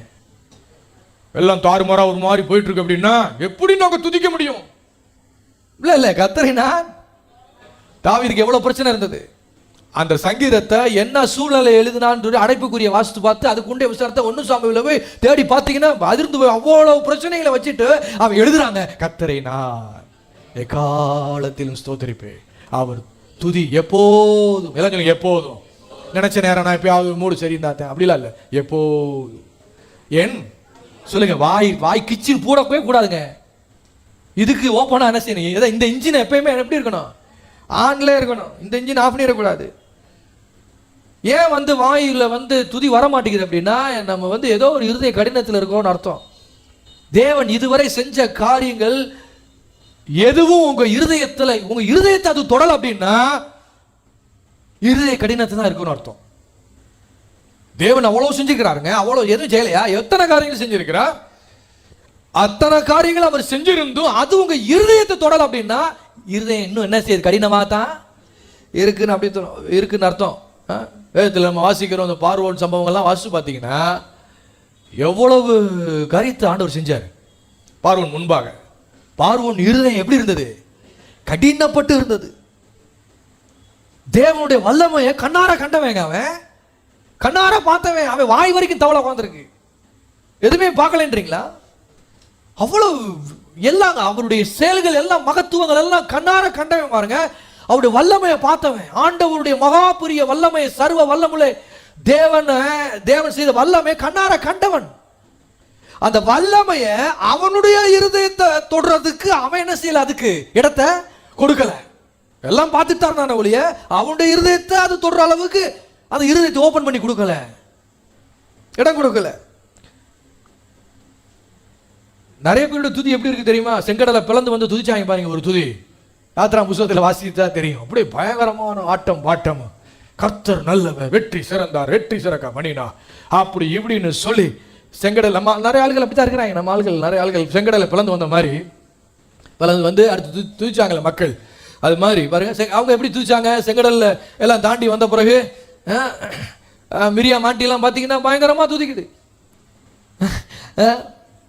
வெற்றி சிறந்தவர், அப்படியாகும் இப்படியாகும், டான்ஸ் ஆகும், ஒரே சந்தோஷம், நடனம் ஆடி பாடினார்கள் தான் வேதத்தில் வாசிக்கிறோம். ஆனா அதை விட்டு கொஞ்சம் தூரம் அப்படி நடந்து கொஞ்சம் அப்படி போறாங்க பாருங்க. கொஞ்சம் தூரம் போனவொடனே அடுத்த சோதனை, அடுத்த பிரச்சனை வந்துருச்சு. அடுத்த பிரச்சனை வந்து இந்த வரைக்கும் நல்லா துதிச்சிட்டு இருந்த வாயே, ஓ என் தேவன் எவ்வளவு நல்லவ, ஆகா ஓகோ அப்படியாக இப்படியாகும், ஓ நீரல்லவா பெரியவர், வெற்றி சிறக்க பண்ணிருக்கிறீர், உம்மை துதித்து பாடுவோம், கொண்டாடுவோம், ஆடுவோம், மகிழ்ந்து போற்றுவோம், அப்படி சொன்ன வாயே, அதே வாய் இப்ப வேற வாய். அந்த மட்டும் தான் மறுபடியும் வருது. முறுமுறுக்கிற வாயா போச்சு. கொஞ்ச நேரத்தில் பாருங்க, செங்கடலை பிளந்து ஆண்டவர் வழி விட்டு தண்ணியெல்லாம் மதில் மாதிரி நிற்குது, அழகா நடந்து கூட வெளியே வந்துட்டாங்க. பார்வோன் சேனைகள்லாம் அமிழ்ந்து என்ன செய்யுது, எல்லாம் அதான் கண் கூட பார்க்குறாங்க. கத்தரை துதிக்காமல் இருக்க முடியல, எல்லாம் அப்படியே சந்தோஷம். அப்பா எப்படியோ கடந்தா என்ன ஆண்டவர் நம்மளை வெட்டி பண்ணிட்டார் வச்சுட்டார், எல்லாம் நல்லா துதிக்கிற சந்தோஷம். அதை நினைச்சு அதை இருதயத்தை தொடர அளவுக்கு அதை உள்ள அனுப்பியிருந்தாங்க. அப்படின்னா இருதய கடினம் என்ன செஞ்சிருக்க மாட்டாங்க, இருந்திருக்க மாட்டாங்க. கொஞ்சம் தூரம் அப்படி தாண்டி வந்த பிறகு மறுபடியும் இன்னொரு பிரச்சனை ஸ்டார்ட் ஆச்சு. உடனே எல்லாம் முறுமுறுக்க ஆரம்பிச்சிட்டேன். காரணம் என்னங்க? இருதய கடினம். கலைஞா உங்களுக்கு இருதய கடினம். அவர் ஆண்டவர் எவ்வளவு செஞ்சாலும் அந்த செஞ்ச விஷயத்தை அந்த இருதயத்தை தொடர அளவுக்கு அவங்களுக்கு இடத்தை என்ன செய்யல, கொடுக்கல. ஆண்டவர் இவ்வளவு செஞ்சிருக்கிறாரே, இறைவனுக்கு செய்வார் என்று ஏன் அந்த நேரத்தில் அது தோணல அவங்களுக்கு? இவ்வளவு தூரம் நடத்தி வந்தாரே, இவ்வளவு தூரம் என்னை எப்படி அற்புதமா என்னை பல சிக்கல் இருந்து கூட்டிட்டு வந்து எல்லாத்தையும் நிலமா வச்சு, இதுலயும் ஆண்டவர் எனக்கு விடுதலையா? அந்த ஒரு இது இல்லை. காரணம் ஏன் அப்படி ஒரு இல்லை அப்படின்னா இருதய கடினம். மால்கள் பாருங்க, சிலர் பார்த்தீங்கன்னா 1ஆம் தேதியிலேருந்து 15ஆம் தேதி வரைக்கும் செங்கடலை கலந்து வந்த மாதிரி அப்படியே ஓகோ ஆகான்னு அப்படியே துதிக்கிறது. 5ஆம் தேதிக்கு மேலே பார்த்தீங்கன்னா துதியே வராது. ஏன்? அவங்களுக்கு போனால் அப்படியே குழு குழு குழுன்னு எப்பயும் இருந்துகிட்டே இருக்கணும். அவங்களுக்கு எப்பயும் அது நடமாடிட்டே இருக்கணும், ஃப்ளோ ஆகிட்டே இருக்கணும். உங்களுக்கு கவனிக்கிறீங்களா? செங்கடல் பிளந்து வழிவிட்ட அந்த அற்புதம் அது அவங்க இருதயத்தை தொடர்றதுக்கு என்ன செய்யலை. அது மாதிரி அதே போல தான் நம்மளும் பல வேலைகளை நமக்கு எல்லாம் எல்லாம் நிறைவாயிட்டா உடனே துதி மாறிடுது, நம்முடைய செய்கை மாறுது, நம்முடைய நட மாறிடுது, எல்லாம் சந்தோஷம் எல்லாம் மாறட்டும், சரிங்களா? ஆனால் இந்த இது என்ன செய்யக்கூடாது, துதிக்கா இந்த இன்ஜின் என்ன செய்யக்கூடாது, என்ன கர்த்தாவேன்னு சோர்ந்து சுருங்கிடக்கூடாது. கர்த்தரை நான் சொல்லுங்க எக்காலத்திலும் ஸ்தோத்திரிப்பேன். அவர் துதி சொல்லுங்க எப்போதும், எந்த நிலைமையா இருந்தாலும் வரும், இருக்கோ இல்லை என்ன நிலைமையோ, கர்த்தர் நல்லவர், அவர் என்னுடைய காரியங்களை அவர் பார்த்து கொள்வார். இதுவரை சந்தித்த ஆண்டவர் தொடர்ந்து எல்லாவற்றையும் சந்திக்க தேவைகளை குறித்து நான் சொல்றேங்க, பணத்தை குறித்து சிந்தனை அவசியமே இல்லைன்றேன் நான். நீங்க அவர் என்ன சொல்லியிருக்கிறார் என்பதை பார்த்து செஞ்சு அப்படி உங்க வேலைகளையும் உங்களுடைய உழைப்புகள் பிசினஸ் நீங்க செய்ய ஆரம்பிச்சீங்க அப்படின்னா, அவருடைய வாக்குத்தத்தத்தை முன்னாடி வச்சு அதையே மேன்மையா எண்ணி அப்படியே பேசி போயிட்டே இருந்தீங்கன்னா இந்த பணம் எல்லாம் உங்களுக்கு குமிஞ்சிரும். எல்லாமே ஆட்டோமேட்டிக்கா எல்லாம் விழ வேண்டியெல்லாம் என்ன செஞ்சிடும், விழுந்து வந்துடும். அந்த கான்சியஸ்ல இருக்கணும் அவசியமே இல்லை.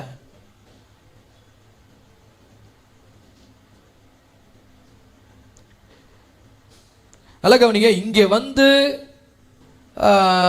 ஆயத்தத்தோட துதிக்க வருவதற்கோ இங்கே ஆயத்தப்பட்டு துதிப்பதற்கும் வித்தியாசம் இருக்கா இல்லையா?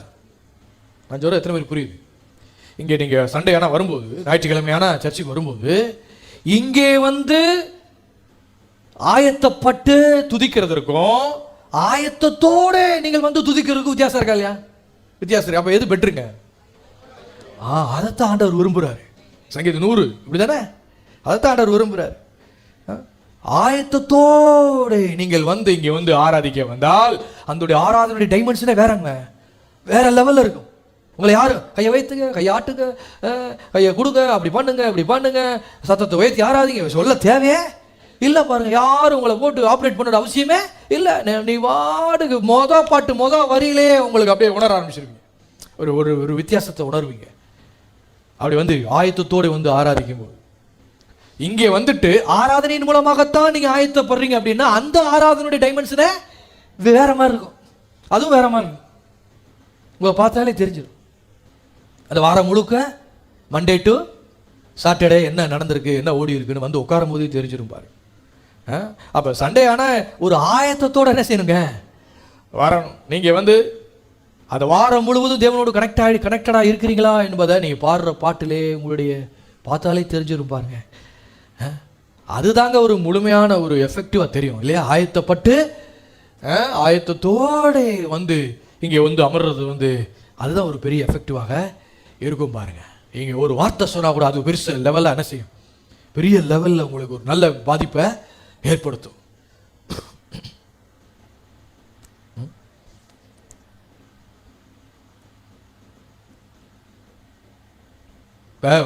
உங்களுக்கு ஒரு பைக் இருக்குன்னு வச்சுக்கோங்களேன். ஒரு வாரமாக பைக்கே நீங்கள் ஸ்டார்ட் பண்ணலை, ஒரு வாரமாக ஒரு இடத்துல நிப்பாட்டிட்டீங்க. ஞாயிற்றுக்கிழமை ஆனால் சர்ச்சுக்கு வரணும்னு சொல்லிட்டு அதை எடுத்து கிளப்புறீங்க. மகன் என்ன பண்ணுவோம், அந்த கிக்கை போட்டு மிதின்னு மிதிக்கணும். ஸ்டார்ட் எடுப்பானான்னு இருக்கு, அடிச்சு பார்ப்பீங்க, ஸ்டார்ட்டே ஆகாது. அப்புறம் என்ன பண்ணுறது, சிலர்லாம் தள்ள ஆரம்பிச்சிருவாங்க, தள்ளிட்டு அது போயிடுவோம். ஸ்டார்ட் பண்ணாதெல்லாம் என்ன பண்ணணும், அடுத்து தள்ளிட்டு தான் போகணும் பாருங்க. பக்கத்தில் பார்த்து சொல்லுங்க, எத்தனை பேர் புரிஞ்சுன்னு தெரியல, பக்கத்தில் பார்த்து சொல்லுங்க, வண்டியை டெய்லி ஸ்டார்ட் பண்ணானுங்க. ஆமாம், ஆடிக்கு ஊருக்கு அமாவாசை ஊருக்கு ஸ்டார்ட் பண்ணிக்கிட்டு இருந்தோம்னா அப்படித்தான் போட்டு மிதின்னு மிதிக்கணும். அப்புறம் எப்பவும் கத்தரை துதிக்கிற துதி எப்போது வாயில் என்ன செய்யணும், இருக்கணும், எப்போதும் இருக்கணும். ஆமே, முதல்ல இந்த வாய் என்ற கேட்டை முதல்ல என்ன செய்யணும், திறக்கணும். எப்படி நம்முடைய வாய் வழியா எல்லா ஆகாரமும் உள்ள போய் நமக்கு சரி தேவையான எல்லா விதமான காரியத்தை அது உண்டு பண்ணுதோ, எப்படி நம்ம வீட்டு வாசல் வழியா நம்ம எல்லா வெளிச்சமும் காற்றும் எல்லா நன்மைகளும் எப்படி போகுதோ, அதே போல துதி என்றைக்கும் அது அடைபடவே கூடாது. பக்கத்தில் பார்த்து, துதி என்றைக்குமே அது அடைபடவே கூடாது. ஆமா, துதி நின்றுச்சுன்னா எல்லா பிளெஸிங் நின்றும். இன்னைக்கு நீங்க அதை மனசுல நல்லா பயிற்சி வச்சு, இதுதான் உண்மையான வார்த்தை. துதி நின்றுச்சுன்னா எல்லா பிளெஸிங் நின்றும். சங்கீதம் 100 வாசு பார்த்தீங்கன்னா தெரியும் உங்களுக்கு. ஆனந்த சத்தத்தோட அவர் சன்னதி முன் வாருங்கள். ஆனந்த சத்தத்தோட அவர் சன்னதி முன் எப்படி வரணுமா, ஆனந்த சத்தத்தோட அவர் சன்னதி முன் வரணுமா பாருங்க. அப்படின்னா அது ஒரு ப்ரிப்பேர் ஆகி வாங்கன்னு அர்த்தம். ப்ரிப்பேர் ஆகி வாங்கன்னு அர்த்தம். வீட்டில் வரும்போதே துதி ஸ்டார்ட் ஆயிடணும். அங்கே இருந்து அப்படியே துதிக்க, வண்டியில் வரும்போதெல்லாம் வருமா, எதில் வர்றீங்களோ அப்படியே துதிச்சுட்டே என்ன செய்யலாம், நீங்கள் வரலாம் பாருங்க. அவர் வாசல்களில், வசனம் என்ன சொல்லு சங்கீதம் 100, அவர் வாசல்களில் 4 வசனமா, துதியோடும் அவர் பிரகாரங்களில் எப்படி வரணும், புகழ்ச்சியோடும் பிரவேசித்து அவரை துதித்து அவருடைய நாமத்தை ஸ்தோத்திரியுங்கள். எப்படி வரணும், வரும்போதே அப்படி வரணுமா பாருங்க. இங்கே வந்துக்கிட்டு 3 பாட்டு படிச்சு 3வது பாட்டில் 3வது வரியில அப்படியே சோதர சோதர சோதர சோதர அப்படி போறதுக்காக இல்லை, அங்கிருந்தே துதியோடும் புகழ்ச்சியோடும் பிரகாரங்களில் எப்படி பிரவேசித்து துதித்தோட நாமத்தை சோத்திரத்தோடு வந்தீங்க பாருங்க. அப்ப சபையில துதி ஆராதனைக்கு வரும்போதே ஆயத்தத்தோட வரணுமா. சரி, இப்ப பாருங்க 19 வாங்க. ஏசாயா கை வச்சிருக்கீங்களா? ஏசாயா 60:19 18 வாசித்தோம்.